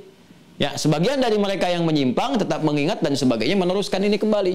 Ini hadir lagi. Ya, dengan nama-nama yang berbeda.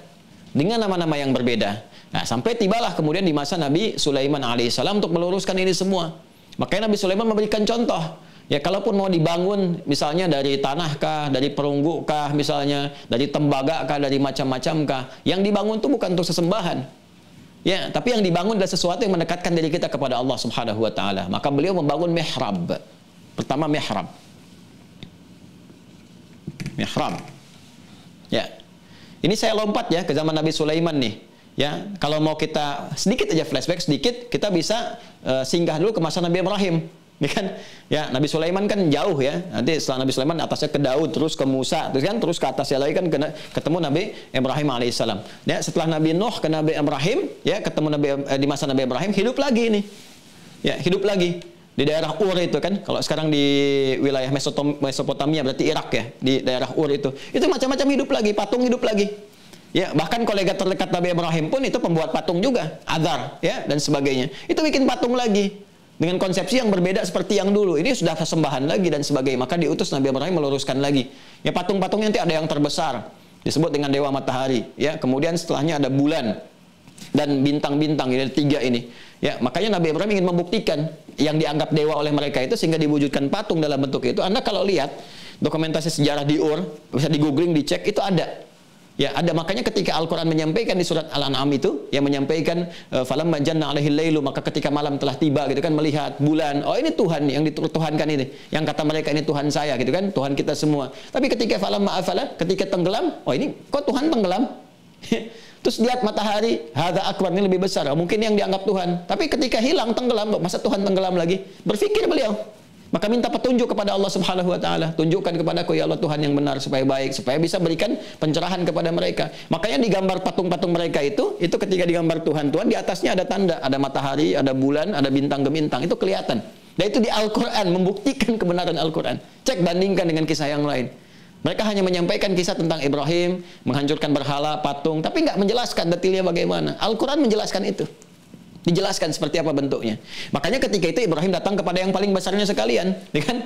Hancurkan kemudian yang kecil-kecil, kaitkan kapaknya di atasnya untuk menunjukkan nggak benar seperti ini, ya. Nah, kemudian terjadilah seperti apa yang terjadi, kisahnya viral, kita mengetahui sampai terwariskan terus di masa Nabi Sulaiman itu ditunjukkan oleh beliau cara yang benar. Ini kalau ingin membangun taman, menata begini yang baik-baik dan sebagainya, maka Allah berikan kepada beliau satu bentuk mukjizat berupa kekuasaan, kedudukan yang nggak diberikan kepada siapapun. Sebagai contoh bahwa seperti ini menata kekuasaan, yang paling tinggi pun diberikan tertinggi begini, masih sujud juga, masih hormat juga, masih menyembah Allah, masih bersyukur juga. Ini Sulaiman, nabi, rasul, ya raja yang sangat hebat, kekuasaannya banyak, bisa naklukin angin, ya kan? Yang ditiru oleh Songgoku, Songgohan, itu kan awan kinton dan sebagainya, ya kan?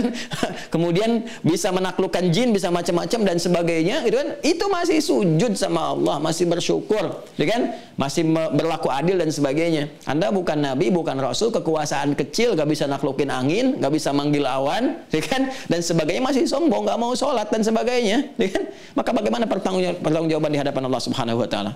Toh meninggal juga, ya kan? Nah itu pesannya, pesan kuatnya, dan memberi contoh bagaimana nata begini, taman-taman dan sebagainya. Maka dibangun mihrab, ya, jamaknya maharib, ya, maharib.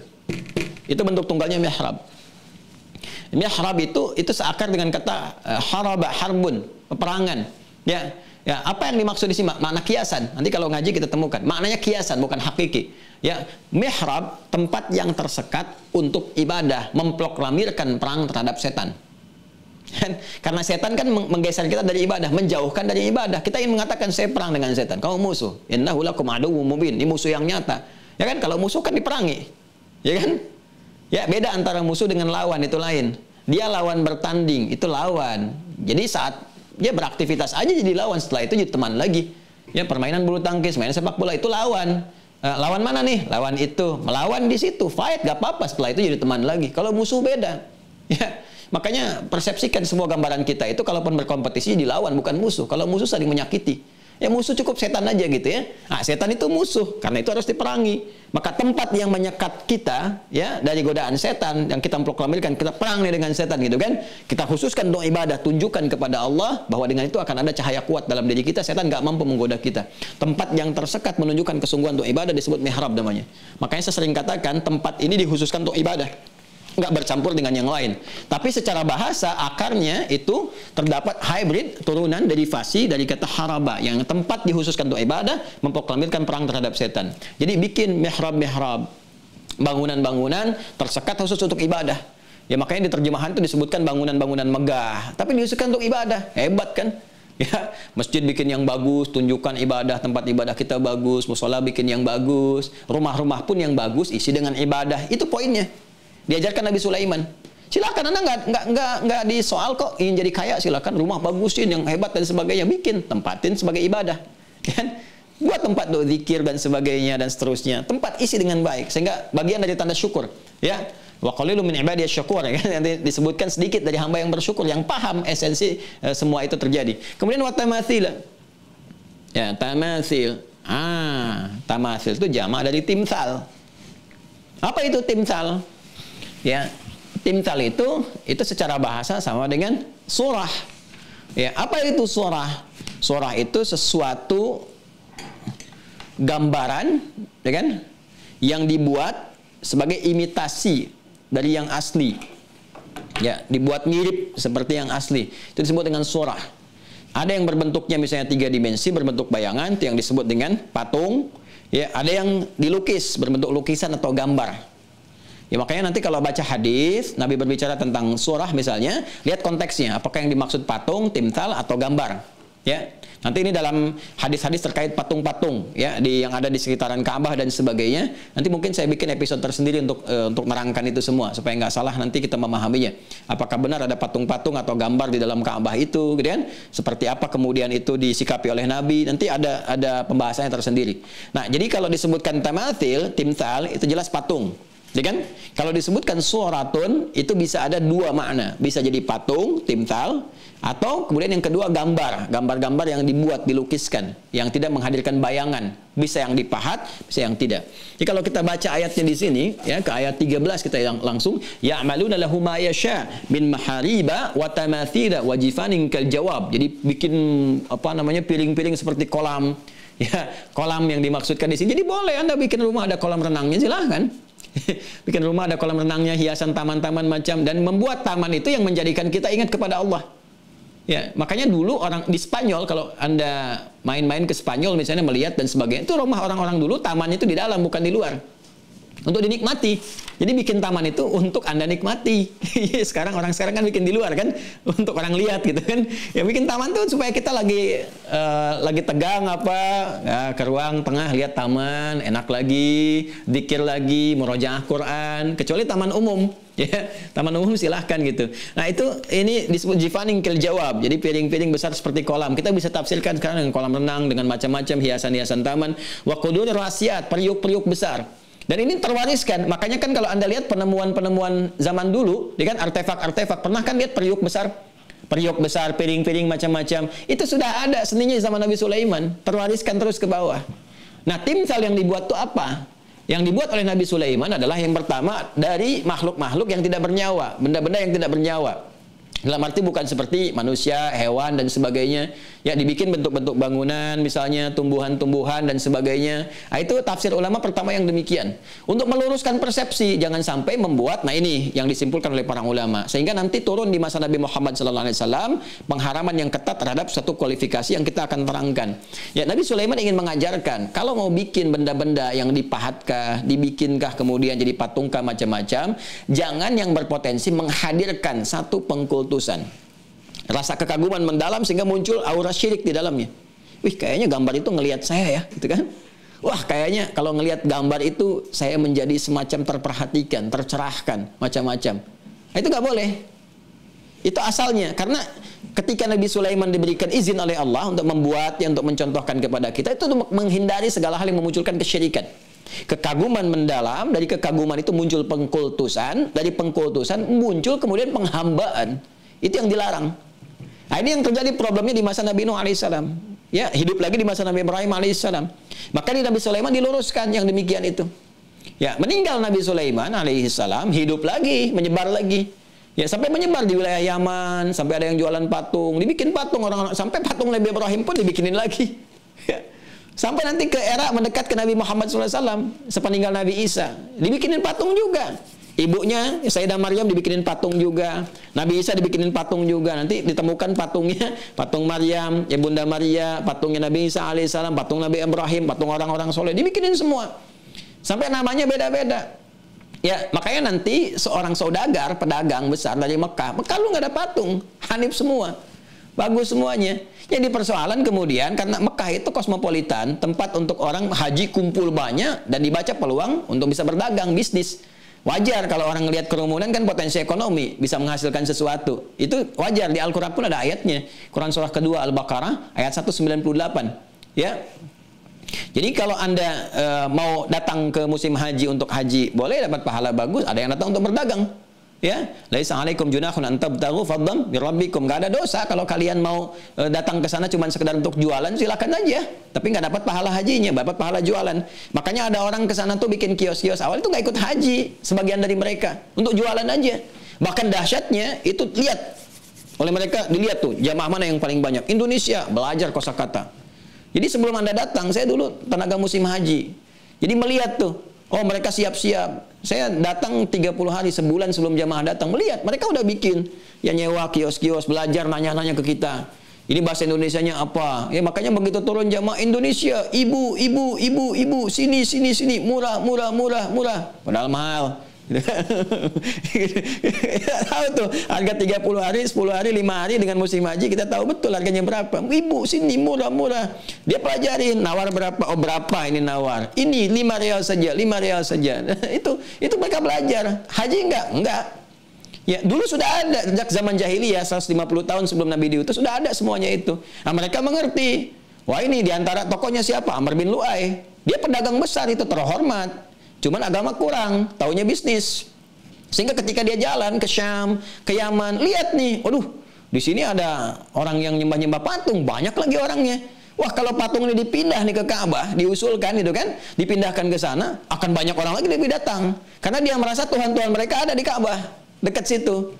Hanya karena dia terhormat kan di kalangan masyarakat pada saat itu, ya, di kalangan masyarakat Quraisy sebagai dia terhormat, datang ke situ, ajukan proposal, sampaikan. Ini nanti keberkahan Allah diturunkan nih, keberkahan Tuhan datang ke kita nih. Dengan kita bikin-bikin ini berkahnya apa? Kaya nanti. Investasi masuk tuh, ya, masuk devisa akan tinggi, ya, bahasa kerennya sekarang kan begitu, ya. Jadi datangkan, akhirnya apa? Diimport lah itu. Datang patung ini, sampai banyak tuh. Nah, sampai akhirnya apa? Ketika mereka melihat, oh kita kalau mereka datang patungnya, terus ditanya patung kita yang mana? Akhirnya mereka kreasi sendiri. Ya udah dibikin aja, made in Mekah kan? Ya, apa itu? Lata, Uzza, Manat, Hubal dan sebagainya. Asalnya begitu, dibikinlah sehingga jadi Tuhan mereka. Sejak saat itu tuh teman-teman sekalian nyebar lagi. Ya, kepatungan itu. Akhirnya jadi apa? Jadi sembahan, jadi kekaguman, jadi macam-macam. Lama-lama jadi Tuhan. Di tiap rumah, di macam-macam, di Ka'bah diisi dan sebagainya. Patung-patung yang dikoleksi tadi asalnya Amr bin Lu'ay itu didatangkan. Oh yang dari ini nih, patung gambar ini bawa, yang ini bawa, masukin, sebagian masukin Ka'bah. Nanti yang patung-patungnya yang Mekah ini ditaruh di luar untuk menunjukkan yang punya orang Mekah gini. Akhirnya orang-orang tawaf sudah salah. Tadinya benar tawafnya, agama tauhid, hanif gitu kan. Nah, bercampur jadi apa? Dengan yang tadi bercampur. Jadi penyembahan terhadap patung dan sebagainya. Dan puncak itulah kemudian diutus Nabi Muhammad untuk menghentikan semua itu, menghapuskan semua. Sehingga tidak muncul lagi kesan seperti itu. Diarahkan semua kepentingan kepada syariat yang benar. Nah, saya ingin masuk kepada inti persoalan ketika Nabi Muhammad SAW kemudian diutus, menyampaikan risalah, maka beliau memberikan kesan kepada kita sampai banyak hadis. Di sini setidaknya 8 hadis ditampilkan. Menunjukkan bagaimana kesan Rasulullah SAW untuk meluruskan terhadap patung-patung yang menghadirkan potensi-potensi syirik. Akhirnya dari pembahasan ini ulama menyimpulkan, oh ini loh Nabi sangat marah begini. Sampai di Fathu Mekah itu kan Nabi nggak mau masuk dulu ke Ka'bah sebelum dibersihkan semua. Bersihkan semua. Jadi udah bersih, udah rapi, semua udah bersih, baru Nabi masuk. Ya kan? Nabi masuk ke Ka'bah dan sebagainya. Jadi kalau ada yang mengatakan Nabi sampai ngikut di situ, itu isu tidak benar. Berita tidak benar. Ya. Ya, jadi yang benar itu dibersihkan semuanya, udah rapi, baru Nabi masuk. Baru melihat dan sebagainya. Ya, kalau Nabi sampai nutupin, sampai enak, itu ditambah-tambah. Ya, di hadis pun hadisnya masuk hadis mudraj, hadis yang disisipkan. Nanti saya bahas di edisi terpisah ya supaya kita paham, kita mengerti. Jadi kita membuat sebuah pemahaman, di sejarah juga jelas buktinya ya. Jadi tahu masyarakat tambah pintar, tambah mengerti gitu, bukan tambah bingung ya. Jadi kita tunjukkan, tinggal mengambil sikap kan kembali ke masing-masing dan masing-masing nanggung resikonya. Tugas ulama kan menyampaikan aja, bukan maksa. Ya, Nabi aja nggak maksa ya. Innama anta mudzakir lasta alaihim bimusaitir. Muhammad kau ditugaskan mengingatkan, bukan maksa. Masa saya bukan Nabi maksa? Dia saya cuma menyampaikan gini hukumnya. Anda mau ikut, alhamdulillah. Kalau tidak, resiko masing-masing. Ya kan? Maka apa kesimpulannya? Semua jenis-jenis nanti interaksi dengan Nabi SAW dalam kehidupan, masuk ke rumah Sayyidah Aisyah gitu kan, ada potensi yang kira-kira menghadirkan kekaguman mendalam. Nabi minta untuk ditiadakan. Kan? Maka pada itu disobek oleh Sayyidah Aisyah. Ada beberapa bagian, tapi ada yang dibenarkan. Ya, seperti mainan-mainan. Sayyidah Aisyah punya mainan. Ya apa diantaranya? Diantaranya kuda-kudaan yang ada sayapnya. Sampai dengan Nabi bercanda, ini kuda kok ada sayapnya? Kata Nabi, itu ada hadisnya sahih. Ini kuda kok ada sayapnya? Saya teringat, ya Rasulullah, katanya Nabi Sulaiman punya gambaran kuda bersayap. Ketawa Nabi, sampai ketawa tuh, kan? Ya jadi ada masa-masa yang diperkenankan, ada yang dilarang. Nah, apa yang dilarang itu? Di antara yang dilarang tadi, pertama para ulama memberikan batasan yang sempurna dibuat sehingga seakan-akan terbuat hanya tinggal rohnya saja untuk jadi hidup. Ya maka nggak boleh itu yang seperti itu. Ya patung-patung misalnya dibuat sedemikian rupa mirip manusia seutuhnya, gitu kan? Ya seutuhnya sangat utuh sekali gitu kan? Nah, seakan-akan tinggal ada roh dan sebagainya, sehingga menghadirkan kita ngelihat tuh ada kekaguman mendalam, seakan-akan hidup dan sebagainya, maka masuk provokasi setan di situ. Itu yang nggak boleh, berbahaya, ya kan? Nah, kemudian kalaupun akan diperkenankan yang bagaimana? Dengan dua keadaan. Satu yang tidak utuh sepenuhnya. Ya misal ya dibuat misalnya hanya untuk bagian-bagian tertentu di tubuh atau tidak sempurna, tidak utuh, itu yang dibolehkan oleh ulama, ya kan? Atau dengan niat pembelajaran, misalnya rangka di pelajaran biologi kan ada ya, termasuk kedokteran misalnya kan, skeleton itu ya, ada rangka dibuat kan, itu kelihatan tuh bentuknya untuk menunjukkan, oh ini kemana jalurnya, ini saraf, ini tulang, ini tulang bagian apa, tulang rusuk, ini tulang punggung segini gitu kan, ya dan sebagainya gitu. Dan seterusnya. Jadi ini boleh, ini yang diperkenankan. Ya, termasuk gambar-gambar. Ya, gambar-gambar itu ada yang dibolehkan, ada yang tidak diperkenankan. Sebelum ke gambar, turunan yang tadi dulu, kalau untuk sifatnya edukasi, gitu kan, pembelajaran itu boleh dilakukan. Ya, termasuk misalnya boneka, hukum boneka bagaimana? Boleh-boleh saja.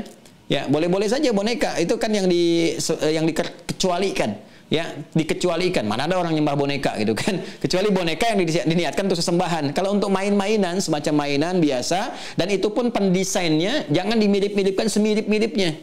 Ya, bikin seakan dibuat sebuah desain, yang penting mengenalkan itu apa, selesai. Jadi jangan terlalu dimiripkan bagaimana, itu ada detailnya tersendiri.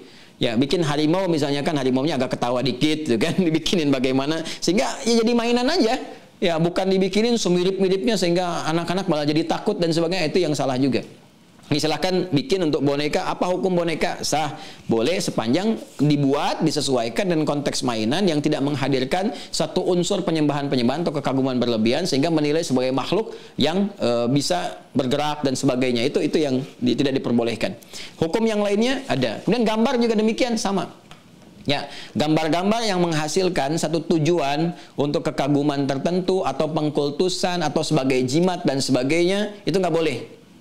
Ya, baik itu gambar dipajang atau ditarik ke tubuh kita menjadi tato, apalagi menghambat air meresap untuk jalur wudhu, itu nggak boleh, nggak boleh sama sekali. Waduh, kenapa ditato di sini Messi? Wah, supaya gocekannya seperti Lionel Messi, nggak bisa, tetap gitu aja. Asep ya Asep aja, nggak usah robah-robah kepada yang lain. Adi ya Adi aja gitu kan. Ya udah selesai. Nggak usah pakai gaya-gaya, pakai tato dan sebagainya. Anda kalau ilmunya bagus, beriman baik, berperilaku baik, berwibawa, ya nggak usah nempel yang macem-macem, gitu kan. Tato naga, supaya disegani. Begitu jadi kakek-kakek berubah jadi cacing, gitu kan. Ya tetap aja gitu kan. Anda ya Anda, nggak usah macem-macem lah, gitu kan. Biasa-biasa saja, yang normal-normal saja kalau beriman. Kalau beriman, kalau yakin dengan keterangan-keterangan, karena sesuatu yang wajar itu lebih enak, ya. Itu menunjukkan ketenangan diri. Ya, orang-orang yang selalu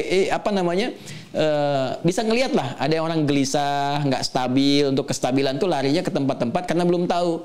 Maka yang belum tahu kita beritahu, diarahkan ya ke tempat-tempat yang tidak tepat gitu ya. Akhirnya ada yang merubah tampilan diri, ada yang macam-macam, bahkan ada yang merubah identitas, bahkan ada yang nggak pede ya dengan gendernya sendiri. Aku ini sebenarnya perempuan, kamu laki-laki.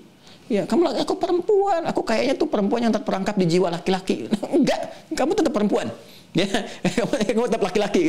Di laki-laki perempuan. Ya udah, berjalan aja apa adanya, laki-laki lagi perempuan-perempuan. Jadi kita berikan edukasinya dan kita saling mendoakan ya. Saling mendoakan, jangan menghujat, jangan macam-macam. Kadang orang kok nggak paham, berikan pemahaman dengan kelembutan. Jangan langsung dihujat begini begitu karena mungkin belum tahu. Disampaikan maknanya. Ya, termasuk si tokoh-tokoh juga, ya tokoh-tokoh kebangsaan kita macam-macam. Itu mereka akan tetap berwibawa dengan jasanya. Maka yang kita tebarkan itu jasa mereka. Ini loh kebiasaannya begini. Ini Masya Allah Jenderal Sudirman begini. Ini Bung Karno begini. Ini Muhammad Hatta begini. Ini begini. Kita tebarkan supaya diikuti. Dan itu akan berwibawa, diingat oleh lapisan anak bangsa kita. Ya, dibandingkan kita membuat misalnya sesuatu yang hanya menghasilkan penglihatan macam-macam dan sebagainya, tapi kita nggak tahu bagaimana gerak langkah kehidupan mereka. Ya. Dan potensinya menghindari hal-hal yang kita secara insan beriman itu bisa terjebak pada hal yang salah. Jadi jelas ya. Nah, kalau di rumah itu ada patung-patung yang diduga akan menghasilkan poin-poin maksiat tadi, ya bermaksiat yang artinya menjauh dari ketentuan Allah, menghadirkan kekaguman berlebihan, setelah itu ada pengkultusan dan sebagainya, maka malaikat gak akan turun ke tempat seperti itu. Ya, jadi kalau mau beli hiasan-hiasan dan sebagainya yang wajar aja. Yang wajar, dia yang artinya nggak mengandung unsur-unsur tadi. Kalau mau beli boneka untuk anak-anak, silahkan beli yang wajar. Saya pun belikan boneka untuk anak-anak, mengamalkan hadis yang terkait Sayyidah Aisyah. Saya belikan untuk anak saya, Amel yang perempuan boneka. Ya, kalau laki-laki kan enggak gitu kan. Carikan yang bagaimana. Laki-laki saya kasih mobil-mobilan, saya belikan. Ya, anak orang lain beli Hot Wheels, saya belikan Hot Wheels juga anak saya. Ya, cuman saya ajarkan berbeda. Tiba waktunya sholat, yang biru apa yang merah jadi imam. Yang merah Bu ya, oke imam, merah depan. Ya, yang lain bariskan di belakang. Mobil sholat, ya udah. Ajarkan berdiri, ruku, sujud, begini selesai. Jadi main mobil-mobilan juga tahu waktu sholat. Begitu sholat mobilnya semua baris. Sholat apa sekarang? Zuhur Bu ya. Zuhur. Jadi ya kita nikmati aja yang wajar. Ya, jadi kita bergaul bersama yang lain juga, menikmati juga, tapi mengikuti jejak standar sehingga kita berharap rahmat Allah diturunkan. Ya. Demikian saya kira teman-teman sekalian, kalau ingin lebih jauh nanti ke fikihnya, ya ke hadis ahkam atau ayat ahkam bisa digali, nanti bahasan yang berbeda karena kita kan masih tauhid, ya ngaji tauhid. Tapi kalau yang bisa baca kitab ini bagus sekali di tafsir ayat ahkam, yang mau baca terjemahan tinggal dicari terjemahannya. Kurang lebih demikian. Ya dengan itu selesailah kita pembahasan tentang malaikat Mikail. Sekarang sudah kenal malaikat Mikail. Ya datangnya kemana, tempatnya bagaimana. Jadi kalau Anda berharap rahmat, doa pengen cepat dikabulkan, bikin suasana yang enak dulu. Yang kira-kira malaikat rahmat senang untuk hadir di dalamnya. Kemudian bebaskan diri kita dari hal-hal yang diharamkan oleh Allah. Jauhi yang diharamkan, jauhi maksiat. Insya Allah hal pertama yang diberikan ketenangan dalam jiwa. Setelah itu, ya tinggal kita berbuat baik, tercatat amalan-amalan kita. Tapi kita harus kenal siapa yang mencatat amalan kita. Bagaimana itu dicatat? Bagaimana catatannya? Ya, Anda nggak harus bertanya, nulisnya rapi nggak gitu kan? Ya, pertanyaannya amalan kita rapi apa enggak? Ya, bagaimana kita bisa mengetahui itu, seperti apa gambarannya, sehingga membangun kehati-hatian kita dalam bersikap dengan itu semua. Sampai kemudian tiba waktunya kehidupan berakhir. Bagaimana akhirnya kehidupan ini? Ternyata yang paling dahsyat ditemukan satu bentuk di angkasa raya ini yang menyerupai tiupan trompet besar sasakala. Dan ternyata kita ada diapit di dalamnya. Ya, seperti ini nih, kita tuh ada di tengah-tengah, jadi di dua begini nih, kita di tengah-tengah ini, seakan-akan ini kalau ada trompet besar kan ada lubangnya begini, tuh kita tuh di tengah begini, tapi trompet begini, itu ditemukan sekarang, ditemukan, ya penggalian di antariksa, ahli-ahli astronom, ahli antariksa itu melihat, memetakan ilmuwan, tapi Anda googling aja temukan. Saya lihat beberapa waktu yang lalu tuh penemuan itu, langsung kita menangis kan, Allahu Akbar, kan kita ingat surat Al-Haqqah itu. Ya, fa idza nufikha fis suri nafhatan wahidah, kan wa humilatil ardu wal jibalu fadukkat dakkatan wahidah. Allahu akbar. Kalau tiba waktunya ditiup tuh, bum, hancur semua. Maka berbenturan semua hal.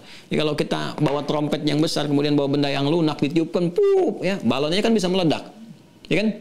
Nah, sekarang ternyata semua apa yang tampilkan di Al-Qur'an terbukti lewat alam. Ya tinggal ulul albabnya itu ada enggak? Bisa menatap enggak gitu dengan baik. Ya, itu sudah ada sekarang. Nanti di pas masuk malaikat Israfil, saya akan terangkan sampai saya tunjukkan gambarnya seperti apa sehingga kita bisa waspada dengan kehidupan. Ya. Nah, tinggal tunggu maut, siapa yang nyabut maut, bagaimana caranya, seperti apa kalau pengen dicabut tenang, ya. Terus kalau menyalahi itu nantang malaikat dia cabut aja gitu, gimana cara mencabutnya, seperti apa gambarannya, kita akan saksikan semua itu dengan pembahasan berikutnya. Saya kira selesai pembahasan hari ini. Insya Allah selanjutnya kita akan bahas tentang Israfil. Kalau selesai itu kita masuk Israel atau Malakul Maut sampai kita berakhir di perjumpaan dengan semua tugas malaikat yang terkait dengan kehidupan kita sehingga kita mengerti bagaimana cara menjalani kehidupan. Selesai itu belum akan ke kitab, tapi kita akan melihat siapa lawan malaikat yang harus kita waspadai. Allahumma taqabbal minna innaka antas sami'ul alim wa tub 'alaina innaka antat tawwabur rahim. Allahumma rabbana atina fid dunya hasanah wa fil akhirati hasanah wa qina adzabannar. Sallallahu alaihi sayyidina Muhammad wa ala alihi wa sahbihi ajma'in. Wa akhiru da'wana subhanakallahumma wa bihamdika nasyhadu an la ilaha illa anta nastaghfiruka wa natubu ilaik. Walhamdulillahi rabbil alamin. Demikian, terima kasih, mohon maaf. Assalamualaikum warahmatullahi wabarakatuh.